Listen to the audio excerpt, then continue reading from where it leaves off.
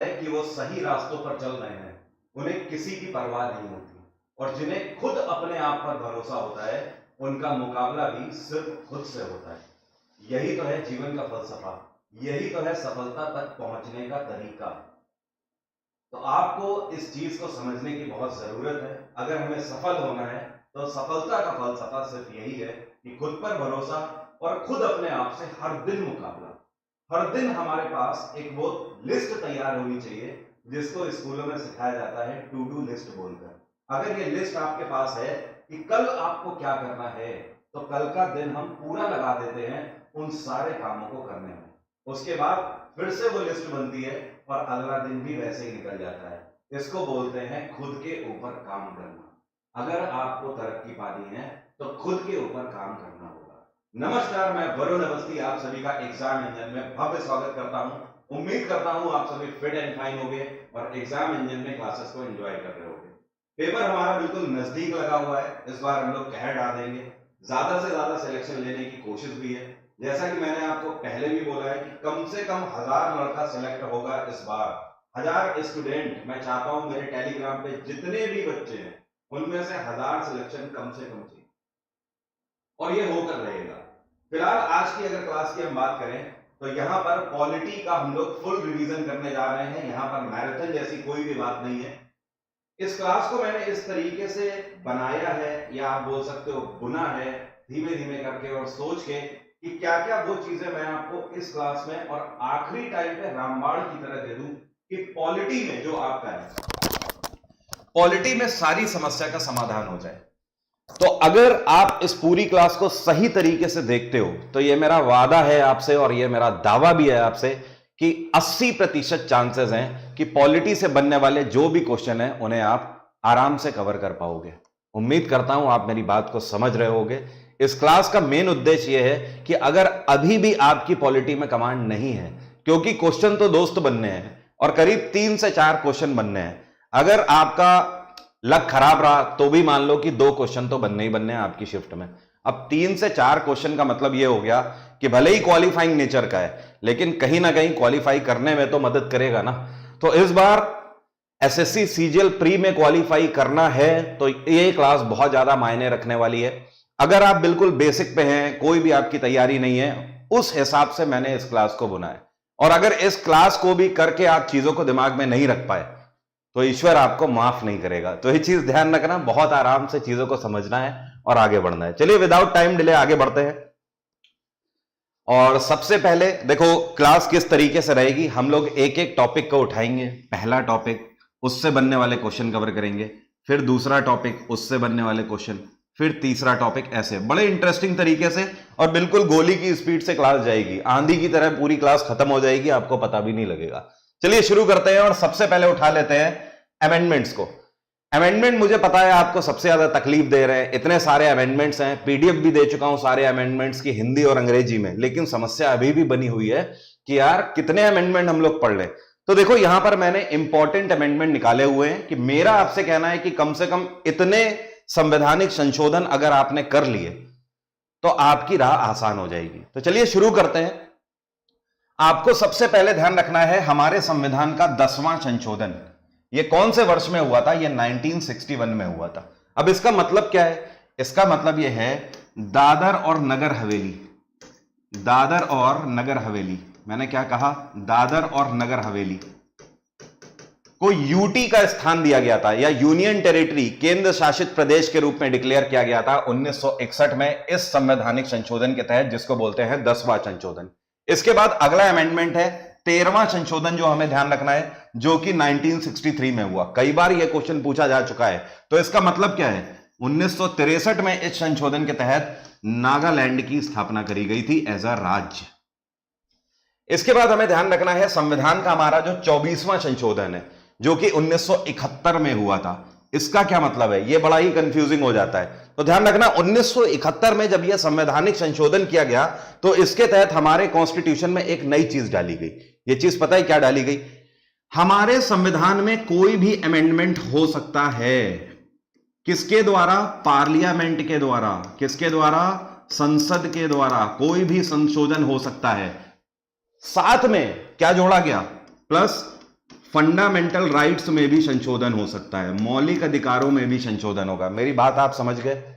मेरी बात आप समझ गए? 1971 के 24वें संशोधन के तहत यह प्रावधान डाला गया कि संसद चाहे तो बहुमत के आधार पर हमारे संविधान में कोई भी अमेंडमेंट कर सकती है, और इतना ही नहीं, मौलिक अधिकारों में भी संशोधन कर सकती है। लेकिन हां, एक और चीज है, इसमें राष्ट्रपति से परमिशन लेनी होगी, मतलब राष्ट्रपति को एक तरीके से रिव्यू कराना होगा इस अमेंडमेंट को। नेक्स्ट जो है आपको ध्यान रखना है 36वां संशोधन, जो कि 1975 में हुआ था, और इसके तहत सिक्किम को भारत के फुल फ्लेग्ड स्टेट का प्रावधान मिला। क्वेश्चन आपसे इस तरीके से पूछा जाता है कि सिक्किम भारत का राज्य बना या सिक्किम को भारत के राज्य का दर्जा दिया गया कौन से संशोधन के तहत? आंसर होगा 36वां संशोधन 1975। अब आ जाते हैं 42वां संशोधन। यह तो सबसे ज्यादा इंपॉर्टेंट है। 1976 में संशोधन हुआ। इस संशोधन के तहत सबसे बड़ी चीज हमारे संविधान में जोड़ी गई है जब से आज तक संशोधन हो रहे हैं, और यह क्या है? यह है मौलिक कर्तव्य। मौलिक कर्तव्य जोड़े गए इस अमेंडमेंट के तहत 1976 में। यहां पर दो क्वेश्चन और बनते हैं। पहला क्वेश्चन यह बनता है कि मिनी कॉन्स्टिट्यूशन किसको बोलते हैं? मिनी कॉन्स्टिट्यूशन, वैसे तो कॉन्स्टिट्यूशन हमारी पूरी कानून की किताब है या जिसके आधार पर पूरा हमारा देश चल रहा है, लेकिन मिनी कॉन्स्टिट्यूशन का अमेंडमेंट किसे बोलते हैं या मिनी कॉन्स्टिट्यूशन किसे बोलते हैं? 42वें संशोधन को बोलते हैं, 1976 में जो हुआ था। मौलिक कर्तव्य हमने कौन से देश से लिए हैं? तो यूएसएसआर से लिए हैं, आज की डेट में जो रशिया है।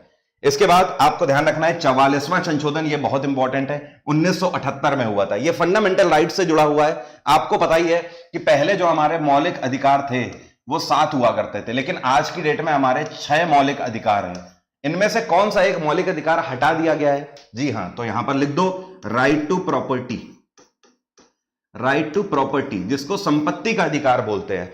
और 1978 के इस 44वें संशोधन के तहत राइट टू प्रॉपर्टी का प्रावधान कौन से आर्टिकल में था? आर्टिकल 31 में था। इसको यहां से शिफ्ट करके आर्टिकल 300A में शिफ्ट कर दिया गया। आर्टिकल 300A के तहत अब यह लीगल राइट है, फंडामेंटल राइट नहीं है, जिसको आप संपत्ति का अधिकार बोलते थे। इसके बाद आगे आ जाते हैं 56वां संशोधन, 56 अमेंडमेंट 1987 में। इसके तहत गोवा को राज्य के तहत स्थापित किया गया। गोवा भारत का कौन सा राज्य बना था? तो आपको ध्यान रखना है, गोवा भारत का 25वां राज्य बना। और आगे बढ़ते हैं और संशोधन देखते हैं। जो अगला हमारा इंपॉर्टेंट संशोधन है, ये वेरी वेरी इंपॉर्टेंट, दिमाग में ये छाप लो, ये क्वेश्चन बार बार पूछा जा चुका है और आगे भी पूछा जाता रहेगा। 1989 में 61वें संशोधन के तहत क्या प्रावधान लाया गया? इसमें अभी तक पता है क्या था? 1989 तक अभी यह प्रावधान था कि भारत के अंदर इलेक्शन में वोट करने के लिए मिनिमम एज 21 थी, लेकिन अब 21 से इसको घटाकर कितनी कर दिया गया? इसको घटाकर 18 वर्ष कर दिया गया। कितनी एज कर दी गई? 18 वर्ष। तभी आप देखते हो ना, आज की डेट में आप 18 की एज में मतदान करने के लिए एप्लीकेबल माने जाते हो। तो वो कौन से संशोधन के तहत हुआ? 61वें संशोधन के तहत हुआ। इसके बाद है 69th अमेंडमेंट, जो कि 1991 में हुआ। कोई बता सकता है इसके तहत क्या हुआ था? 1991 में जो 69th अमेंडमेंट हुआ था, इसके तहत क्या प्रावधान था? चलिए मैं ही बता देता हूं। इसके तहत एनसीआर का प्रावधान आया, नेशनल कैपिटल रीजन का प्रावधान आया। अभी कुछ टाइम पहले न्यूज में भी था, इस वजह से यहां से क्वेश्चन आपसे बन सकता है। करंट अफेयर में ये न्यूज में इसलिए आया था कि अभी कुछ टाइम पहले इस वाले अमेंडमेंट को, मतलब 1991 के तहत जो दिल्ली सरकार का प्रावधान है ना, नेशनल कैपिटल रीजन का, उसमें एक संशोधन और किया गया है। क्या किया गया है? उसमें दिल्ली सरकार का मतलब क्या कर दिया गया है? लेफ्टिनेंट गवर्नर कर दिया गया है। इसका सीधा सा मतलब यह हो गया कि दिल्ली में अभी तक कोई भी काम करने के लिए कार्यपालिका के पॉइंट ऑफ व्यू से मुख्यमंत्री ही रिस्पॉन्सिबल होता था, या मुख्यमंत्री कोई भी फैसला ले सकते थे। लेकिन अब क्या हो गया है? गवर्नमेंट ऑफ दिल्ली का मतलब लेफ्टिनेंट गवर्नर कर दिया गया है। तो इसका सीधा सा मतलब यह हो गया है कि अब दिल्ली के मुख्यमंत्री को कोई भी स्कीम या योजना लॉन्च करनी होगी ग्राउंड लेवल पर, तो उसे पहले लेफ्टिनेंट गवर्नर से इजाजत लेनी पड़ेगी, परमिशन लेनी पड़ेगी। तो यह अभी इस वजह से न्यूज में था और यह आपसे इस बार पूछा भी जा सकता है। अगला जो आपको ध्यान रखना है, अभी हाल ही में हमारे जितने संशोधन हुए हैं वो बहुत ज्यादा इंपॉर्टेंट है। जैसे कि 100वां संशोधन, 101, 102, 103, 104, ये तो आपको घोट के पी जाने हैं एकदम। 100th अमेंडमेंट का क्या मतलब है? हमारे संविधान में जो 100वां संशोधन किया गया, इसके तहत भारत और बांग्लादेश दोनों की सीमा रेखाओं का निर्धारण किया गया। क्योंकि इससे पहले काफी टाइम तक ये ईस्ट पाकिस्तान कहलाता था बांग्लादेश, और इसी के प्रावधान के तहत आपने देखा होगा करंट अफेयर में ये न्यूज भी आई थी कि बांग्लादेश सरकार ने जितने भी बॉर्डर पिलर्स थे, जिसमें ईस्ट पाकिस्तान एक तरफ लिखा था और एक तरफ भारत लिखा था, तो उसमें सारे वो पिलर्स हटा दिए और नए पिलर्स लगाए, जिसमें क्या किया गया, एक तरफ भारत लिखा है, एक तरफ बांग्लादेश लिखा हुआ है। तो वो इसी अमेंडमेंट के बाद हुआ था। इसके बाद है 101 अमेंडमेंट, वेरी वेरी इंपॉर्टेंट, ये आपका जीएसटी है, क्योंकि 1 जुलाई 1917 को पूरे भारत में जीएसटी लागू हो गया है। तो आपसे क्वेश्चन पूछ देता है कि GST, goods and service tax के लिए संविधान में कौन सा संशोधन किया गया है? आंसर क्या होगा? 101 अमेंडमेंट। 102 संशोधन किससे रिलेटेड है? तो ध्यान रखना, अभी तक क्या था मैं आपको बताता हूं। नेशनल कमीशन फॉर एससी और नेशनल कमीशन फॉर एसटी, मतलब राष्ट्रीय आयोग शेड्यूल कास्ट के लिए और शेड्यूल ट्राइब के लिए, इन दोनों को कॉन्स्टिट्यूशनल निकाय के तहत प्रावधान था, मतलब कॉन्स्टिट्यूशनल बॉडी कहा जाता था, वो कॉन्स्टिट्यूशनल बॉडी थे। अभी क्या किया गया, 102 अमेंडमेंट के तहत national Commission for OBC, other backward class को भी संवैधानिक निकाय का दर्जा दे दिया गया। इसके बाद आपको ध्यान रखना है 103 संशोधन क्या है, जो कि 2019 में हुआ था। इसके तहत ईडब्ल्यूएस, इकोनॉमिक वीकर सेक्शन के लिए 10% कोटा लाया गया, 10% रिजर्वेशन का प्रावधान लाया गया। और इसके बाद 104वां संशोधन, जो कि अभी लिखित तौर पर हमारे संविधान का लेटेस्ट संशोधन है या आखिरी संशोधन है, 2020 में हुआ था। और इसके अंतर्गत क्या किया गया, अभी तक हमें पता है कि जो लोकसभा है वहां पर 552 सीटों में से 2 सीटें आरक्षित हुआ करती थी एंग्लो इंडियंस के लिए। तो उन एंग्लो इंडियंस का प्रावधान खत्म कर दिया गया और वो सीटें आरक्षित कर दी गई किसके लिए? एससी एसटी के लिए। इस अमेंडमेंट के तहत, मतलब 104 अमेंडमेंट के तहत, केवल लोकसभा ही नहीं, विधानसभा, मतलब जिसको लेजिस्लेटिव असेंबली आप बोलते हो, वहां पर भी 1 सीट एंग्लो इंडियन के लिए हुआ करती थी, वो भी एससी एसटी के लिए रिजर्व कर दी गई है। क्लियर हो गया? तो ये कुछ ऐसे अमेंडमेंट हैं जो कि आपको ध्यान रखने हैं। अगर इतने अमेंडमेंट भी आप ध्यान रखते हो कम से कम, तो आपका काम हो जाने की पूरी संभावना है। यहां तक किसी को कोई कंफ्यूजन तो नहीं है? कोई कंफ्यूजन तो नहीं है डियर? सॉर्टेड है? चलिए आगे बढ़ते हैं। अब बात करते हैं बिल्कुल बेसिक सी चीज पर, जहां से क्वेश्चन ना बने ऐसा हो ही नहीं सकता। आज तक एसएससी का एग्जाम ही ऐसे नहीं हुआ कि फंडामेंटल राइट से क्वेश्चन ना पूछा जाए। फंडामेंटल राइट हमारे आज की डेट में कितने हैं? 6 हैं। पहले उनको हम लोग लिख लेते हैं जिन लोगों को नहीं पता है। पहला जो है आर्टिकल 12 से लेकर, देखो हमारे जो फंडामेंटल राइट है कहां से शुरू होते हैं, आर्टिकल 12 से लेकर 35 तक लिखे हुए हैं हमारे संविधान में। मौलिक अधिकार से एक और क्वेश्चन बनता है। क्वेश्चन यह बनता है कि हमारे संविधान के किस हिस्से को मैग्ना कार्टा ऑफ इंडिया के नाम से जाना जाता है? तो कौन से हिस्से को? क्योंकि हमारे कॉन्स्टिट्यूशन में मौलिक अधिकार कहां पर लिखे हुए हैं? पार्ट 3 में लिखे हुए हैं। किसमें? भाग 3 में लिखे हुए हैं। इस वजह से भाग 3 को ही मैग्ना कार्टा कहा जाता है, क्योंकि यह हमारे संविधान का सबसे ज्यादा मुख्य हिस्सा है। अगर ये वाला हिस्सा ही ना हो हमारे संविधान में, तो आप ये मान के चलो हम कॉन्स्टिट्यूशन के बारे में सोच ही नहीं सकते, कल्पना ही नहीं करी जा सकती इसके बिना। अब समझिए यहां पर आर्टिकल 12 से अगर हम बात करें तो 18 तक ये हमें किसके बारे में बताते हैं? ये बताते हैं राइट टू इक्वलिटी के बारे में, मतलब हिंदी में बोले तो समानता का अधिकार। समानता का अधिकार हिंदी में लिख रहा हूं आज, तो कोई दिक्कत तो नहीं है? समानता का अधिकार। इसके बाद आर्टिकल 19, 20, 21 और 22, आर्टिकल 19 से लेकर 22 तक ये हमें बताते हैं राइट टू फ्रीडम, मतलब स्वतंत्रता का अधिकार जिसको बोलते हैं। क्या बोलते हैं? स्वतंत्रता का अधिकार। इसके बाद आ जाते हैं आर्टिकल 23 और 24, ये दोनों हमें क्या बताते हैं?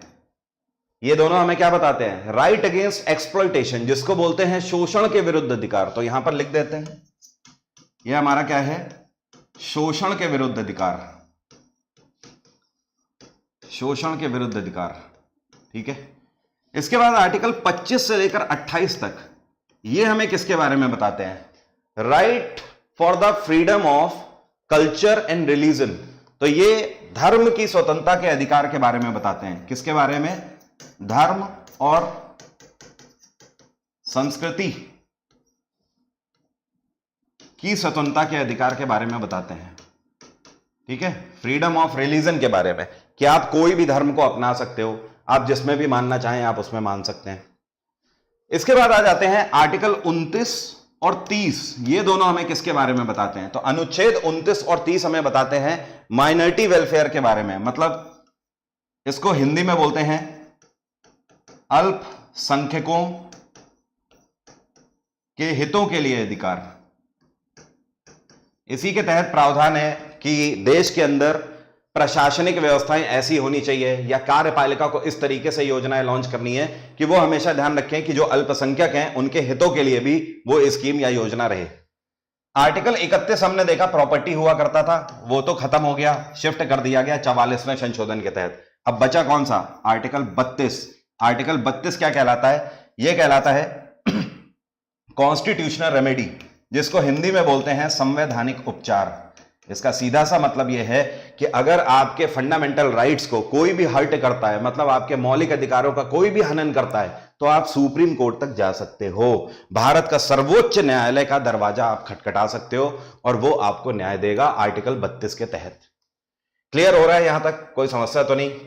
आर्टिकल 33 हमें बताता है किसके बारे में? यह हमें बताता है कि संसद के पास पावर है कि वो कुछ क्षेत्रों पर ऐसे डिस्टर्ब एरियाज या फिर रिजर्व एरियाज जहां पर स्पेशल कार्यवाही के लिए उन्हें स्पेशल प्रोविजन का दर्जा दे सकते हैं। मतलब जैसे कि आज की डेट में आप देख रहे हो ना, आसाम के अंदर आफ्स्पा लगा हुआ है कुछ एरिया में, नागालैंड के अंदर armed forces special power act लगा हुआ है, ठीक है? तो ये किसके तहत है? आर्टिकल 33 के तहत है। आर्टिकल 34 और 35 भी दोनों इसी के बारे में बताते हैं। आर्टिकल 34 यह बताता है कि इमरजेंसी के टाइम पे फंडामेंटल राइट को रिस्ट्रिक्ट किया जा सकता है कुछ टाइम के लिए, और आर्टिकल 35 हमें यह बताता है किसके बारे में? कि जो हमारी पैरामिलिट्री फोर्सेस हैं वो ऐसा कर सकती हैं, या आर्मी जो है वो ऐसा कर सकती हैं, जो इंटेलिजेंस एजेंसीज हैं वो भी जरूरत पड़ने पर फंडामेंटल राइट को रिस्ट्रिक्ट कर सकती हैं कुछ टाइम के लिए। यहां तक कोई दिक्कत तो नहीं है किसी को? मौलिक अधिकार में हम लोगों ने सिर्फ अभी ओवरव्यू लिया हुआ है। अब पूरे तो मौलिक अधिकार यार पढ़ के देखेंगे नहीं, उसके लिए मैंने क्लास आपको दी हुई है। आप पूरे फंडामेंटल राइट पढ़ना चाहते हैं तो एक एक को मैंने तार तार करके पढ़ाया हुआ है। आर्टिकल 12 से लेकर 35 तक सर्च मार लेना, मिल जाएगा। फिलहाल आ जाते हैं इस बात पर कि आर्टिकल 12 से लेकर सर आर्टिकल 35 के बीच में सबसे ज्यादा इंपॉर्टेंट आर्टिकल कौन से हैं जो कि हमसे पूछे गए हैं। तो पिछले कुछ टाइम में ये ऐसे कुछ हैं जो कि सबसे ज्यादा पूछे जाते हैं, जो कि आपको बिल्कुल ही ध्यान रखना है। आर्टिकल 14 हमसे सबसे ज्यादा बार पूछे जाने वाले आर्टिकल्स में से एक है मौलिक अधिकार में। इसका मतलब है इक्वेलिटी बिफोर लॉ। इसका सीधा सा मतलब यह है कि भारत में कोई भी कानून लागू होता है तो वो समान रूप से सबके ऊपर अप्लाई होगा। ऐसा नहीं है कि चाचा विधायक हैं तो पता लगा उनके ऊपर नहीं अप्लाई हो रहा है, और बेचारा गरीब है तो उसके ऊपर कानून अप्लाई हो रहा है। पता लगा तुम्हारे चाचा विधायक हैं, तुम रेड लाइट पे रेड लाइट तोड़े जा रहे हो ओवर स्पीड गाड़ी चला रहे हो, उसके बाद भी तुम्हारा चालान नहीं कट रहा है, एक गरीब आदमी का चालान कट जा रहा है तुरंत। ऐसी चीजें नहीं है। तो कहने का मतलब यह है कि आर्टिकल 14 ये स्थिति को वेरीफाई करता है कि पूरे भारत में कोई भी नियम कानून लॉ एंड ऑर्डर अप्लाई किया जाएगा तो वो सबके ऊपर बराबर रूप से ही एप्लीकेबल होगा। अगर एक आम इंसान के लिए मर्डर की सजा फांसी है तो कोई व्यक्ति हो जो कि किसी स्पेशल पोस्ट पर हो, आधिकारिक पोस्ट पर हो, या राजनीति से जुड़ा हुआ व्यक्ति है तो उसके लिए भी सेम प्रावधान है। आर्टिकल 16 हमसे कई बार पूछा जा चुका है। यह बताता है equality of opportunity in matter of public employment. इसका सीधा सा मतलब यह है, पब्लिक एम्प्लॉयमेंट का मतलब क्या हो गया? सरकारी नौकरी। सरकारी नौकरी के लिए कोई भी पद अगर निकलता है तो आर्टिकल 16 इस बात को वेरीफाई करता है कि सरकार उसके लिए सभी को आमंत्रित करेगी समान रूप से। इसका मतलब यह मत समझ लेना कि रिजर्वेशन की बात हो रही है, जो बोलने लगो सर फला को तो रिजर्वेशन मिलता है हमें तो मिलता ही नहीं है, उसका मतलब यहां पे नहीं है। इसका तात्पर्य मेन यह है कि जैसे मान लो कि मिनिस्ट्री में 10 वैकेंसी निकली। अब अगर 10 वैकेंसी निकली तो पता लगा मंत्री जी फोन कर रहे हैं और बोल रहे हैं हाँ बेटा सन्नी, वो याद है ना वो ताऊ का लौंडा था, हाँ इस टाइम पे मुराही कर रहा है कहीं पे, खेत एत में घूमता रहता है, तो हम तो ये कह रहे हैं भेज दो, उसका नाम लिखवा देते हैं, मिनिस्ट्री में नौकरी करने लगेगा। ऐसे नहीं हो सकता। पता लगा मंत्री जी बोले कि 10 पोस्ट निकली, हम सारी छुपा लें, बाहर निकाले ही नहीं और अपने आदमियों को उस जगह पे फिट कर दें, ऐसा नहीं हो सकता। आर्टिकल 16 इसकी इजाजत नहीं देता है। आर्टिकल 16 का कहना ही यही है कि अगर कोई भी एक भी पद निकलेगा तो उसके लिए सरकार को वैकेंसी का सर्कुलर जारी करना पड़ेगा, एग्जाम कंडक्ट कराना पड़ेगा। बात आ गई समझ? ये इसका मेन मतलब है। नेक्स्ट है आर्टिकल 17। मतलब एसएससी को इतनी मोहब्बत है इस आर्टिकल से आप प्रीवियस ईयर पेपर उठा के देख लेना, इस आर्टिकल से ज्यादा तो कुछ पूछा ही नहीं गया है। Very important, abolition of untouchability, जिसको बोलते हैं छुआछूत के विरुद्ध अधिकार। ठीक है, तो जो छुआछूत है, जो पुराने जमाने में हुआ करती थी, ऊंच जात नीच जात की जो लोग बातें किया करते थे, आज की डेट में इन सारी चीजों का कोई भी प्रावधान नहीं रहा, कोई भी मोल नहीं रहा। हमारा कॉन्स्टिट्यूशन इन चीजों को बिल्कुल भी नहीं समझता है। हमारा कॉन्स्टिट्यूशन सिर्फ एक ही वर्ग को समझता है और वो है भारतीय। हमारे संविधान के लिए आर्टिकल 17 के आधार पर आप नागालैंड में पैदा हुए हो तो भी आप भारतीय हो, आप दिल्ली में पैदा हुए हो तो भी आप भारतीय हो, आप केरल में पैदा हुए हो तो भी भारतीय हो। बात आ गई समझ? वो नहीं जानता कि आप हिंदू समुदाय से हो, मुस्लिम समुदाय से हो, या आप कौन सी कास्ट से आ रहे हो। यह हमारा कॉन्स्टिट्यूशन नहीं समझता है। उसे सिर्फ एक ही चीज पता है कि आप भारतीय होने चाहिए। तो छुआछूत का विरुद्ध अधिकार का मतलब यह है कि अगर कोई भी व्यक्ति आज की डेट में कर रहा है तो यह अपने आप में इलीगल है, गलत है। नेक्स्ट है आर्टिकल 19, यह भी आपसे पूछा जाता है। इसमें आपसे देखिए पूछता है, इसको बोलते हैं क्या? Freedom of speech. Freedom of speech Hindi में बोलते हैं अभिव्यक्ति की आजादी। आपको अगर कोई शिकायत है इस सिस्टम से, अगर आपको शिकायत है इस देश के प्रशासनिक व्यवस्थाओं से, किसी भी व्यवस्था से अगर शिकायत है, तो आपको अपनी बात रखने की आजादी है। नेक्स्ट है article 21। Article 21 right to live का अधिकार देता है, मतलब जीवन जीने का अधिकार। यह इस बात की समीक्षा करता है कि आप किसी से किसी का जीवन नहीं छीन सकते हो। जैसे पुराने टाइम में इतिहास में आप देखते हो ना, औरंगजेब कहे कि हाँ ले आओ इनको जरा, कहे सबकी गर्दनें उड़वा दो। पता लगा अलाउद्दीन खिलजी कहे सबकी गर्दनें उड़वा दो। कोई भी राजा दिमाग ठनक गया, कहे इसकी गर्दन अभी मुझे चाहिए, यहीं के यहीं, और पता लगा उसके बाद फिर से राजा बन के बैठा है। कह रहा हाँ अब एक काम करो, सारे लोगों को लाओ, यहां पे नाच गाना किया जाए और थोड़ा सा हमारे गिलास में कोल्ड ड्रिंक भी डालो। ये सारी चीजें खत्म है। आज की डेट में कोई भी व्यक्ति अगर किसी की जान ले लेता है तभी वो मर्डरर कहलाता है। ओके, आप किसी से उसकी लाइफ नहीं छीन सकते हो। नेक्स्ट है आर्टिकल 21A। आर्टिकल 21 के ही अंदर है ए भाग, जो कि बताता है राइट टू एलिमेंट्री एजुकेशन। इसका मेन प्रावधान यह है कि पूरे भारत के अंदर हर एक बच्चे का जब तक वो 14 वर्ष का नहीं हो जाता है, मुफ्त शिक्षा पाने का मौलिक अधिकार है उसके पास। इसीलिए आपने देखा है पूरे भारत भर में, हर एक राज्य में, हर एक डिस्ट्रिक्ट में, हर एक गांव के अंदर भारत सरकार ने प्राइमरी स्कूल खोले हुए हैं। ठीक है, और ध्यान रखिए हमारे संविधान में कहीं नहीं लिखा हुआ है कि वो स्कूल गरीब बच्चों के लिए ही है, सरकारी स्कूल। हमारे संविधान में यह है कि भारत के अंदर हर एक बच्चे के लिए वो स्कूल है। अब अगर अंबानी भी भेजेंगे अपने बच्चे को तो उसको भी वहां पे मुफ्त शिक्षा मिलेगी। शाहरुख खान भी भेजेंगे अपने बच्चे को तो उसको भी मुफ्त शिक्षा मिलेगी। लेकिन वो एक अलग बात है कि एक वर्ग वहां पे पढ़ाता नहीं है बच्चों को। लेकिन ध्यान रखना हमारा संविधान भेदभाव नहीं करता है। तो आर्टिकल 21 है इस बात का प्रावधान है। नेक्स्ट है आर्टिकल 25। ये आपको धर्म की स्वतंत्रता के बारे में बताता है और आपको बताता है कि आप उसका प्रचार प्रसार कर सकते हो। आपको सनातन धर्म में मानना है, आप सनातन में मानिए। आपको सिख में मानना है, आप सिख धर्म में मानिए। आपको इस्लाम में मानना है, आप इस्लाम धर्म में मानिए। आपको जो धर्म अच्छा लगता है आप उसमें मान सकते हैं। आपको इजाजत आर्टिकल 25 देता है इसकी, और आप इन धर्मों का प्रचार प्रसार भी कर सकते हो। नेक्स्ट है आर्टिकल 30, जो कि आपको ध्यान रखना है, right of minorities to establish administrator educational institution. एक क्वेश्चन आपसे ऐसे पूछा जाता है कि अल्पसंख्यक वर्ग अपने शिक्षा संस्थानों की स्थापना कर सकते हैं। यह कौन से अनुच्छेद के तहत मौलिक अधिकार है? तो ध्यान रखना आर्टिकल 30। इसका बेस्ट एग्जांपल मदरसे, क्योंकि जो मुस्लिम वर्ग है वो माइनॉरिटीज में कंसीडर किया जा रहा है ना भारत में। तो आप देख रहे हो जो मदरसे हैं ये इसी के प्रावधान के तहत खुले हुए हैं कि वो अपने एजुकेशनल इंस्टीट्यूशंस की स्थापना कर सकते हैं। इसमें कई सारे स्टूडेंट बोलते हैं कि यह प्रावधान सिर्फ एक ही वर्ग को क्यों दिया गया, सिर्फ मुस्लिम वर्ग को ही क्यों दिया गया। देखिए ऐसा नहीं है। बात क्या है कि आप उस हिसाब से सोचो जब संविधान लिखा जा रहा था, ठीक है, और जब संविधान लिखा जा रहा था तो मुस्लिम वर्ग को माइनॉरिटी का दर्जा मिला। हालांकि आज की डेट में माइनॉरिटी का मेन मतलब यह होता है कि टोटल जनसंख्या के आधार पर तय किया जाएगा ना कि पूरी जनसंख्या में से इस वर्ग में कितनी जनसंख्या है, उसी को तो माइनॉरिटी बोलेंगे। आज की डेट में देखें तो मुस्लिम वर्ग माइनॉरिटी नहीं रहा है, वो एक अलग की बात है। लेकिन जब हमारा संविधान बन रहा था तो उस टाइम पे इन बातों को ध्यान रखा गया था कि माइनॉरिटीज हैं या फिर जो किसी भी समुदाय में पिछड़ा वर्ग है उसके लिए हमारे संविधान में स्पेशल प्रावधान हो, इसलिए बात यहां पर डाली गई। तभी आप देखते हो ऐसा नहीं है कि केवल मुस्लिम समाज ही ऐसे एजुकेशनल इंस्टीट्यूशंस को चला सकता है, दूसरे वर्ग भी चला रहे हैं। जैसे कि आपने सरस्वती शिशु मंदिर का नाम सुना होगा। आप जब सरस्वती शिशु मंदिर जाओगे तो वहां देखोगे बच्चों को गायत्री मंत्र पढ़ाया जाता है।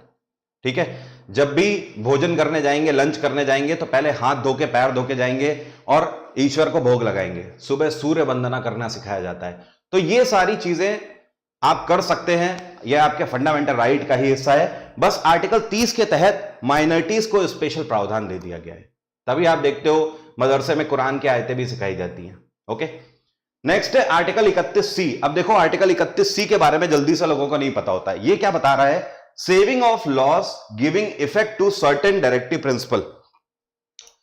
आर्टिकल 31C के तहत यह प्रावधान है कि जितने भी नीति निदेशक तत्व हैं, जो डायरेक्टिव प्रिंसिपल्स हैं राज्य सरकारों के लिए, उनका दायित्व करना भी एक तरीके से मौलिक अधिकार है। मतलब उनका जिनको फायदा मिलने वाला है।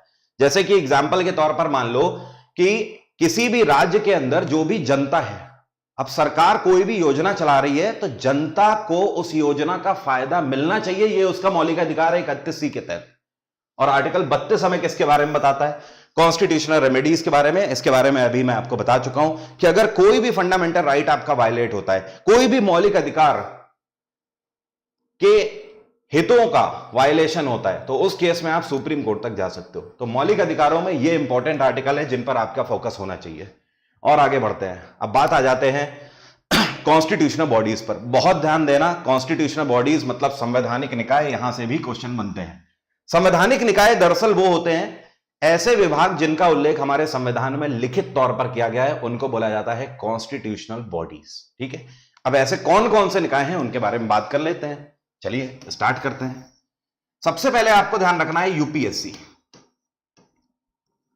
ठीक है, इसके बाद देख लेते हैं और साथ में ही यहां पर बात कर लेंगे इलेक्शन कमीशन की। इलेक्शन कमीशन के साथ attorney general of India, controller and auditor general of India जिसको सीएजी बोलते हैं, और यहां पर लिख लेते हैं फाइनेंस कमीशन। ये हमने अपने संवैधानिक निकाय यहां पर लिखे हुए हैं। एक बार मैं फिर से पढ़ देता हूं, कंफ्यूजन ना रह जाए। Finance commission, controller and auditor general of India, attorney general of India और इलेक्शन कमीशन और यूपीएससी। यूपीएससी के साथ स्टेट पीएससी भी है, ध्यान रखना, कॉन्स्टिट्यूशनल बॉडी। यूपीएससी के लिए आर्टिकल कितना है? 315 हमें बताता है। इलेक्शन कमीशन के लिए आर्टिकल 324 हमें बताता है। अटॉर्नी जनरल ऑफ इंडिया के लिए आर्टिकल 76 हमें बताता है।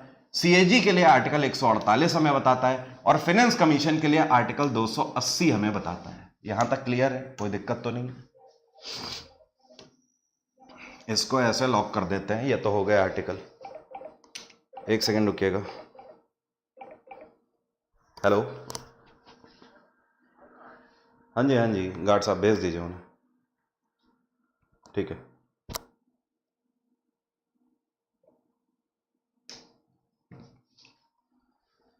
ये तो हो गए हमारे आर्टिकल। अब इसके बाद देख लेते हैं कि कहां पर कितने सदस्य होते हैं। तो यूपीएससी में ध्यान रखना, आज तक 8 से लेकर 12 सदस्यों के बीच में प्रावधान रहा है, लेकिन यहां पर जरूरत के हिसाब से और भी सदस्य लाए जा सकते हैं। तो एक तरीके से आप बोल सकते हो नॉट फिक्स्ड। यहां पर कोई भी फिक्सेशन नहीं है कि यूपीएससी में कितने सदस्य होंगे। इलेक्शन कमीशन की अगर बात करें तो मूलतः यहां पर 3 होते हैं, 3। ठीक है, इसको आप लिख लो 2+1 के हिसाब से, लेकिन इनको भी बढ़ाया जा सकता है। लेकिन मूलतः देखा जाए तो 3 होते हैं। एक चीफ इलेक्शन कमिश्नर होता है, बाकी के 2 इलेक्शन कमिश्नर होते हैं। अटॉर्नी जनरल ऑफ इंडिया अपने आप में एक ही व्यक्ति होता है। सीएजी भी अपने आप में एक ही व्यक्ति होता है। इस कॉन्स्टिट्यूशनल बॉडी में ये एकलौता व्यक्ति है, इसमें भी एकलौता व्यक्ति है और सदस्यों का प्रावधान नहीं है। फाइनेंस कमीशन में 4+1 का प्रावधान है, मतलब टोटल 5 सदस्यों का प्रावधान है। ये जो एक होगा ये फाइनेंस कमीशन का चेयरपर्सन होगा और बाकी के 4 कौन होंगे? सदस्य होंगे। कोई समस्या तो नहीं यहां तक? और आगे बढ़ते हैं। क्लियर है यहां तक? अब देखो यूपीएससी के जो मेंबर्स होंगे इनको अपॉइंट कौन करेगा? तो देखो अपॉइंटमेंट और रिमूवल दोनों ही यहां पर लिख लेते हैं। यूपीएससी के जो मेंबर्स होंगे इनको अपॉइंट करता है भारत का राष्ट्रपति। एक चीज दिमाग में गांठ बांध लो, कभी भी आपसे संवैधानिक निकाय के अंदर यह पूछा जाए कि किसी भी संवैधानिक निकाय में उसका अपॉइंटमेंट किसके द्वारा किया जा रहा है, तो राष्ट्रपति के द्वारा किया जाएगा। क्यों? क्योंकि ये ऐसे निकाय हैं जिनका उल्लेख हमारे संविधान में किया गया है। तो आप एक तरफ से लिख डालो सब में कि इनका भी राष्ट्रपति के द्वारा अपॉइंटमेंट होता है, इनका भी राष्ट्रपति के द्वारा अपॉइंटमेंट होता है, इनका भी अपॉइंटमेंट राष्ट्रपति के द्वारा, और इनका भी अपॉइंटमेंट राष्ट्रपति के द्वारा होता है। खेला पता है कहां पे हो जाता है? खेला हो जाता है रिमूवल पे। यूपीएससी के सदस्यों को रिमूव करने के लिए, हटाने के लिए राष्ट्रपति ही है।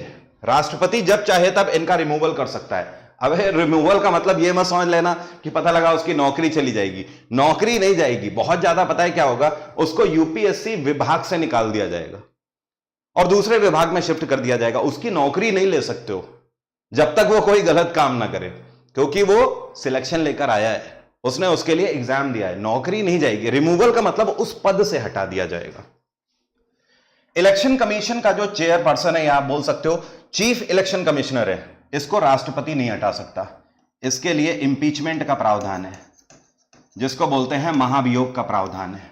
ठीक है, अभी महाभियोग की प्रक्रिया क्या होती है उस पर भी बात करेंगे राष्ट्रपति पे। जिनको नहीं पता है वो चीजें अभी डिस्कस कर लेंगे। अब देखो, अटॉर्नी जनरल ऑफ इंडिया की बात करें तो इसका रिमूवल क्या है? इसका removal with the pleasure of president. इसको भी राष्ट्रपति जब चाहे तब रिमूव कर सकता है। सीएजी की बात करें तो इसको इंपीचमेंट के थ्रू ही हटाया जा सकता है। इसको भी आप सीधे नहीं हटा सकते हो, इसके लिए भी महाभियोग लाना पड़ेगा। अब देखो कारण क्या है कि सीएजी और इलेक्शन कमीशन में इंपीचमेंट की ही प्रक्रिया रखी गई है। ध्यान देना।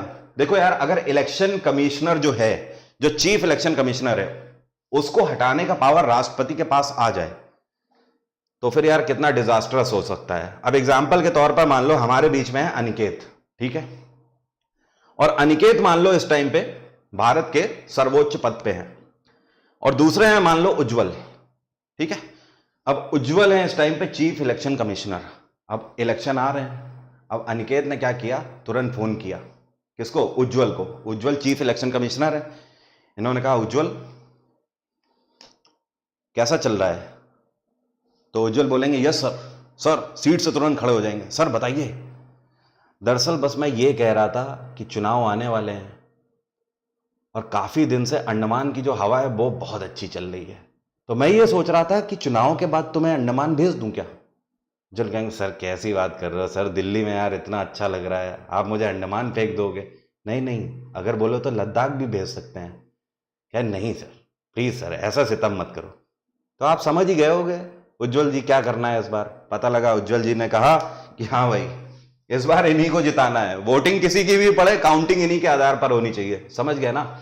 इस वजह से जो चीफ इलेक्शन कमिश्नर का जो पोस्ट है उसको संरक्षित किया गया है, सुरक्षित किया गया है इंपीचमेंट के तहत, कि आप उसे डायरेक्टली रिमूव नहीं कर सकते हो। उसी तरीके से ये व्यक्ति जो होता है controller and auditor general of India, इसका काम क्या होता है? ये भारत का पहला ऑडिट ऑफिसर है। इसका काम होता है सरकारों के अकाउंट्स को ऑडिट करना। अब मान लो तुम्हारा खाता कोई खंगालने लगे तो सारी जन्म कुंडली निकल आएगी, कहां कितना खर्च करते हो। ठीक है, अब देखो सरकारें जो हैं, चाहे वो राज्य सरकार हो चाहे केंद्र सरकार हो, उनके अकाउंट्स को ये व्यक्ति ऑडिट कर रहा है।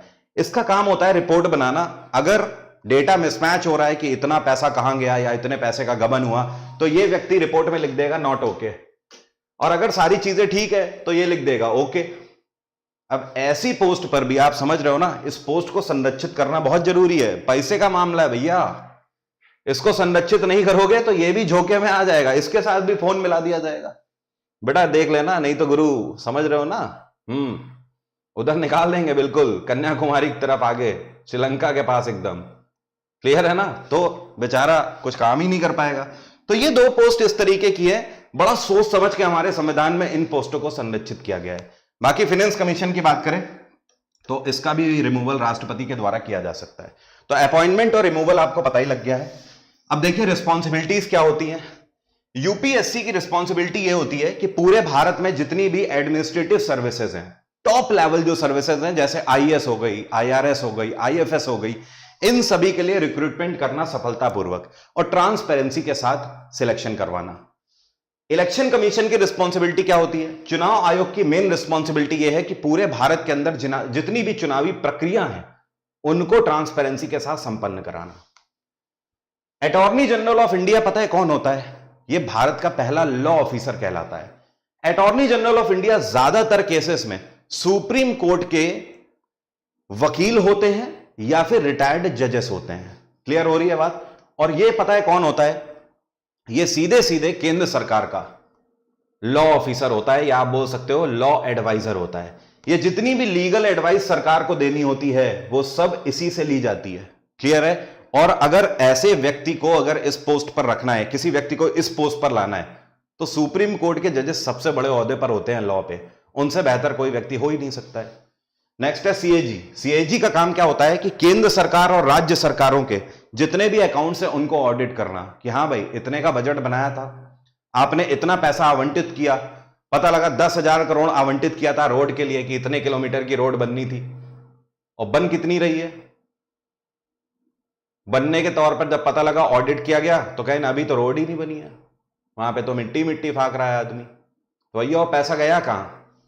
ऑडिट करना है, इसका काम है। नेक्स्ट है फाइनेंस कमीशन। फाइनेंस कमीशन का मेन रिस्पॉन्सिबिलिटी यह होती है कि संसद के अंदर जितने भी बिल जिनको राष्ट्रपति के द्वारा साइन किया जाता है, उन सभी बिलों को अपने पास फाइनेंस कमीशन ही संरक्षित करता है। जब controller and auditor general of India, मतलब जब सीएजी को अकाउंट्स ऑडिट करने होते हैं, तो वो रिपोर्ट किससे मांगता है? फाइनेंस कमीशन से मांगता है। अरे भाई वो कैसे कर पाएगा? एग्जाम्पल के तौर पर केंद्र सरकार बोल रही है हमने राज्य सरकार को 20,000 करोड़ दिए हैं, ये राज्य सरकार अपने खाते में लिखी बैठी है कि हमें 12,000 करोड़ मिले, 8,000 का तो डिफरेंस दिख रहा है ना। अब केंद्र सरकार से पूछोगे वो बोलेगी मैं सही बोल रहा हूं, राज्य सरकार से बोलोगे वो बोलेगी मैं सही बोल रहा हूं। किसकी रिपोर्ट सही मानी जाएगी? तो रिपोर्ट फाइनेंस कमीशन से मांगी जाती है सीएजी के द्वारा। फाइनेंस कमीशन के पास जो रिपोर्ट है वो एक तरीके का बिल है जिसके आधार पर यह पैसा दिया गया था, और इस बिल में जो अमाउंट होगा उस पर राष्ट्रपति के साइन है, इसी को मास्टर रिपोर्ट मानी जाएगी। अब इस बिल पे अगर लिखा हुआ है कि 20,000 करोड़ दिए गए हैं, इसका मतलब इनकी रिपोर्ट पे नॉट ओके लिख दिया जाएगा और इनकी रिपोर्ट पे ओके लिख दिया जाएगा, मतलब दिक्कत इनकी तरफ से है। मेरी बात आपको समझ आ गई? मेरी बात आपको समझ आ गई? कोई समस्या तो नहीं है यहां तक? राजा बेटा कोई दिक्कत तो नहीं है? आगे बढ़ते हैं। इन सभी कॉन्स्टिट्यूशनल बॉडीज के अलावा और भी हमारी कुछ कॉन्स्टिट्यूशनल बॉडीज हैं जिन पर हमें ध्यान देना होगा। थोड़ा सा ध्यान दीजिएगा यहां पर। National Commission for SC, National Commission for Schedule Caste, National Commission for ST Schedule Tribe, National Commission for OBC, और Special officer for Linguistic Minorities. ठीक है, अब इनके लिए आर्टिकल कौन कौन से हैं तो देख लो। नेशनल कमीशन फॉर एससी के लिए article 338, national Commission for ST के लिए आर्टिकल 338 ए, और नेशनल कमीशन फॉर ओबीसी के लिए article 338 B. Special officer for linguistic minority के लिए आर्टिकल कौन सा है? यह है 350 बी। समझ आ रहा है? कोई दिक्कत तो नहीं है? क्लियर हो रहा है सभी को? ये कौन है भाई? इनका पूछना है एनीवन फ्रॉम पीबी। पीबी का मतलब क्या? पंजाब? बता दो भाई इनको, काफी अकेला फील कर रहे हैं, इनके पास चले जाओ पंजाब में, गिद्दा इद्दा पालो, जाके भंगड़ा पालो। बड़े परेशान हो रहे हैं ये, क्योंकि जब तक आप इनके पास पहुंचेंगे नहीं तब तक ये पेपर देने नहीं जाएंगे इस बार का। नाराज मत होइए, मैं भेजता हूं किसी को आपके पास। व्हाट्सएप नंबर भी अपना यहीं पे लिख दो ताकि 2-4 आपके तनहा जीवन में रोशनी लेकर आए। National Commission for SC, ST, OBC और Special officer for linguistic Minority. चलिए अब सदस्यों की बात करते हैं। National Commission for SC, ST और ओबीसी तीनों में 5-5 सदस्य होते हैं। लिखना कैसे है समझ लो। 3 + 1 + 1 टोटल 5। यहां पर भी लिख दो 3 + 1 + 1 टोटल 5, 3 + 1 + 1 टोटल 5। इसका मतलब क्या हुआ? इसका मतलब यह है चेयरपर्सन, डेप्यूटी चेयरपर्सन, बाकी के 3 सदस्य। चेयरपर्सन, डेप्यूटी चेयरपर्सन, बाकी के 3 सदस्य। चेयरपर्सन, डेप्यूटी चेयरपर्सन, बाकी के 3 सदस्य, टोटल 5 है, तीनों में अधिकारी होते हैं। यहां पर अगर बात करी जाए तो 1 + 1 + 1 टोटल 3। इसका मतलब क्या हुआ?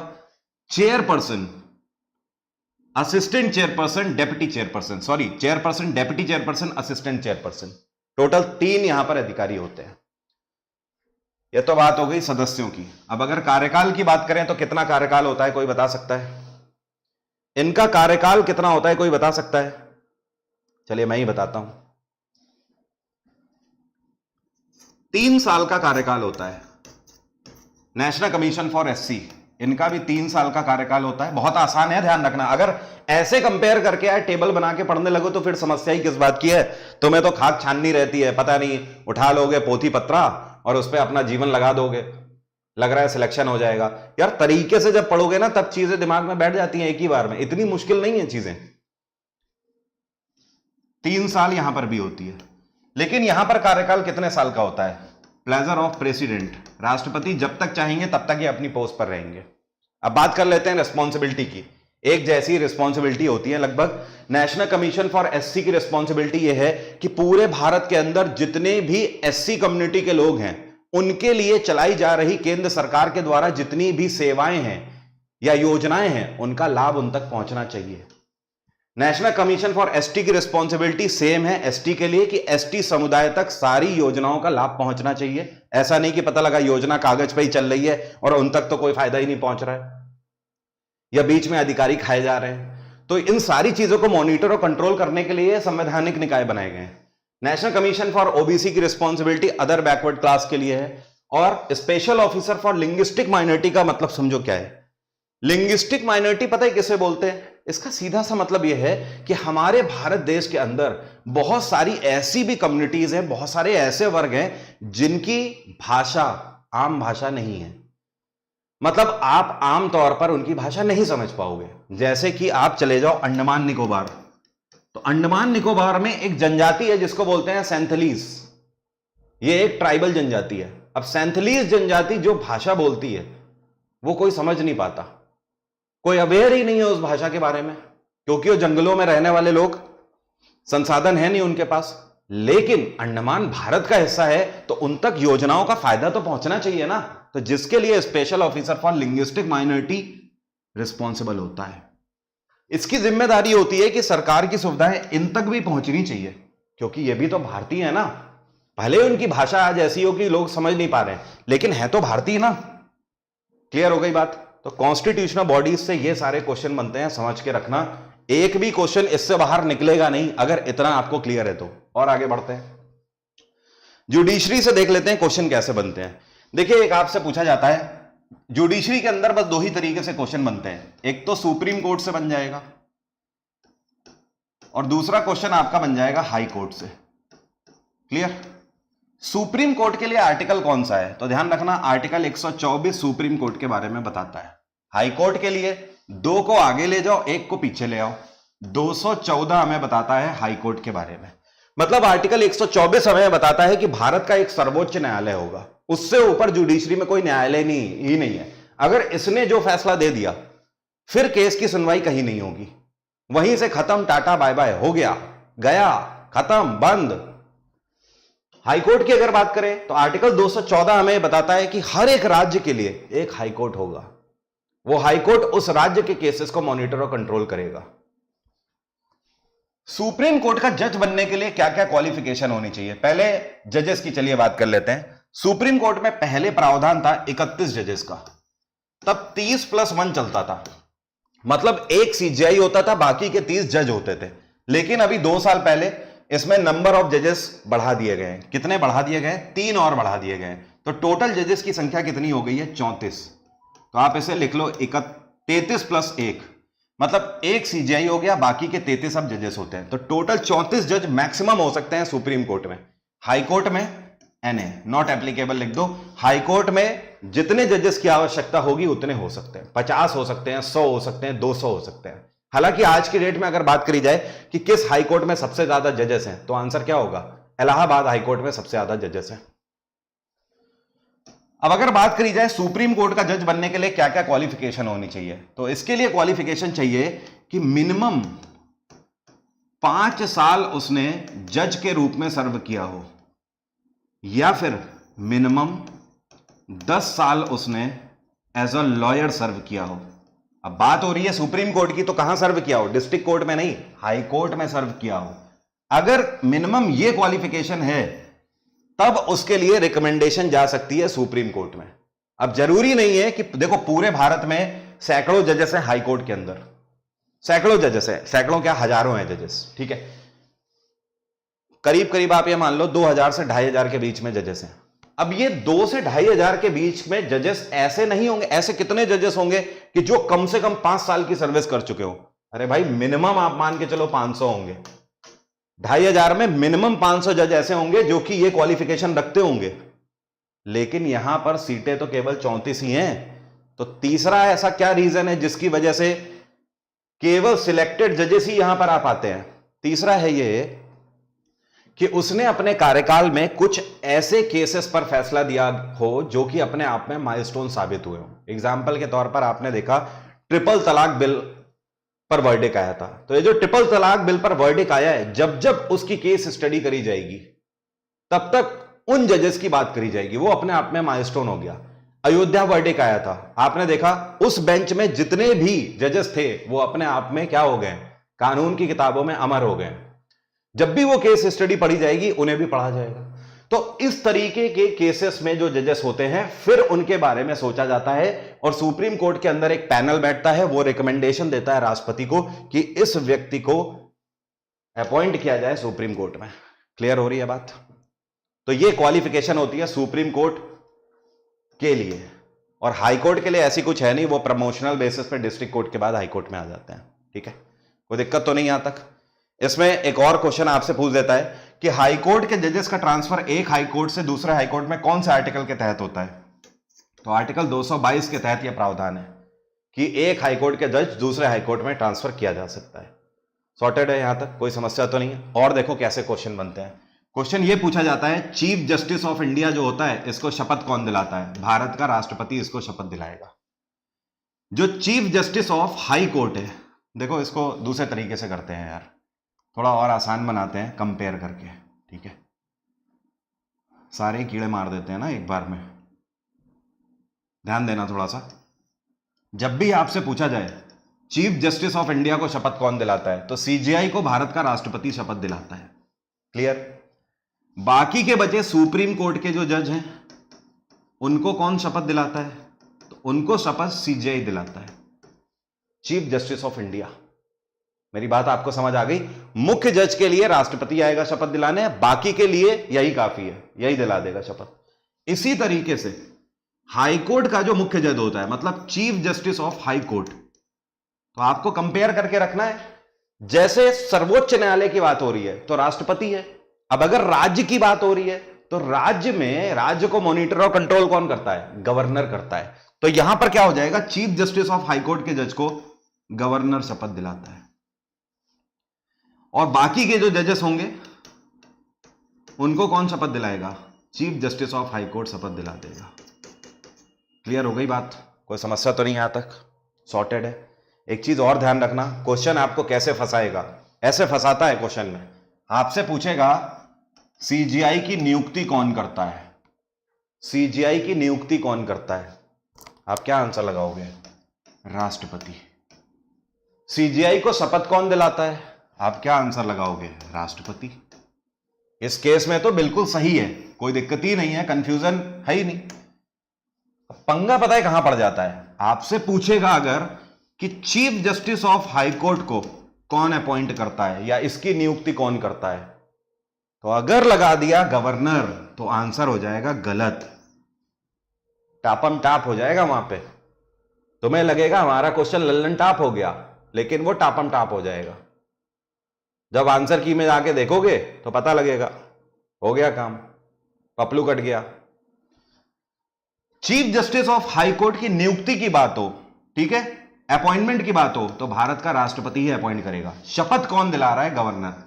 एक चीज गांठ बांध लो, हाई कोर्ट का कोई भी जज हो या सुप्रीम कोर्ट का कोई भी जज हो, हर एक जज का अपॉइंटमेंट भारत के राष्ट्रपति के हाथ से होता है। बात खत्म। समस्या का समाधान हो गया? समस्या का समाधान हो गया, कोई दिक्कत तो नहीं। मैंने क्या बोला फिर से रिपीट कर देता हूं, हाई कोर्ट का कोई भी जज हो चाहे सुप्रीम कोर्ट का कोई भी जज हो, हर एक जज का अपॉइंटमेंट भारत के राष्ट्रपति से होगा। अपॉइंटमेंट का मतलब है साइन करना, शपथ दिलाने का मतलब है कि पढ़ते नहीं है मैं ये नाम, मैं ये शपथ लेता हूं कि मैं भारत के संविधान के प्रति इग्नेस्ट रहूंगा, इसके प्रति अपनी सच्ची निष्ठा और श्रद्धा रखूंगा, सभी को न्याय देने का काम करूंगा और इस संविधान की भी हितों का संरक्षण करूंगा। शपथ, तो शपथ दिलाने की बात यह हो रही थी। नियुक्ति की बात आए, आंख बंद करके आंसर लगा देना राष्ट्रपति, चाहे हाई कोर्ट हो चाहे सुप्रीम कोर्ट हो। बात हो गई खत्म। और आगे बढ़ते हैं। देखिए, पंचायती राज सिस्टम से कौन कौन से क्वेश्चन बनते हैं, हर बार इससे भी क्वेश्चन बनते हैं। हॉट फेवरेट टॉपिक रहता है ये एसएससी का।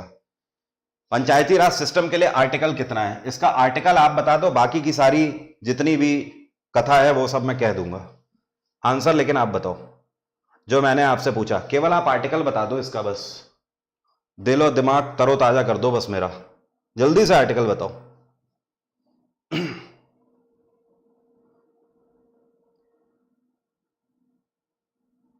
अहले वफाएं और हसरतों को अगर हम ही ना उठाएं तो क्या होगा। अहले वफाएं और हसरतों को अगर हम ही उठाएं ना, क्या होगा। क्योंकि सपने भी तो खुद के हैं और साकार भी खुद को करना है। 243, बहुत बढ़िया राजा बेटा। चलो अब आ जाओ, समझो। आर्टिकल 243 हमें बताता है पंचायती राज सिस्टम के बारे में। हमारे बीच में बहुत सारे ऐसे लल्लू लाल भी हैं जो कि आंसर कर रहे हैं आर्टिकल 40।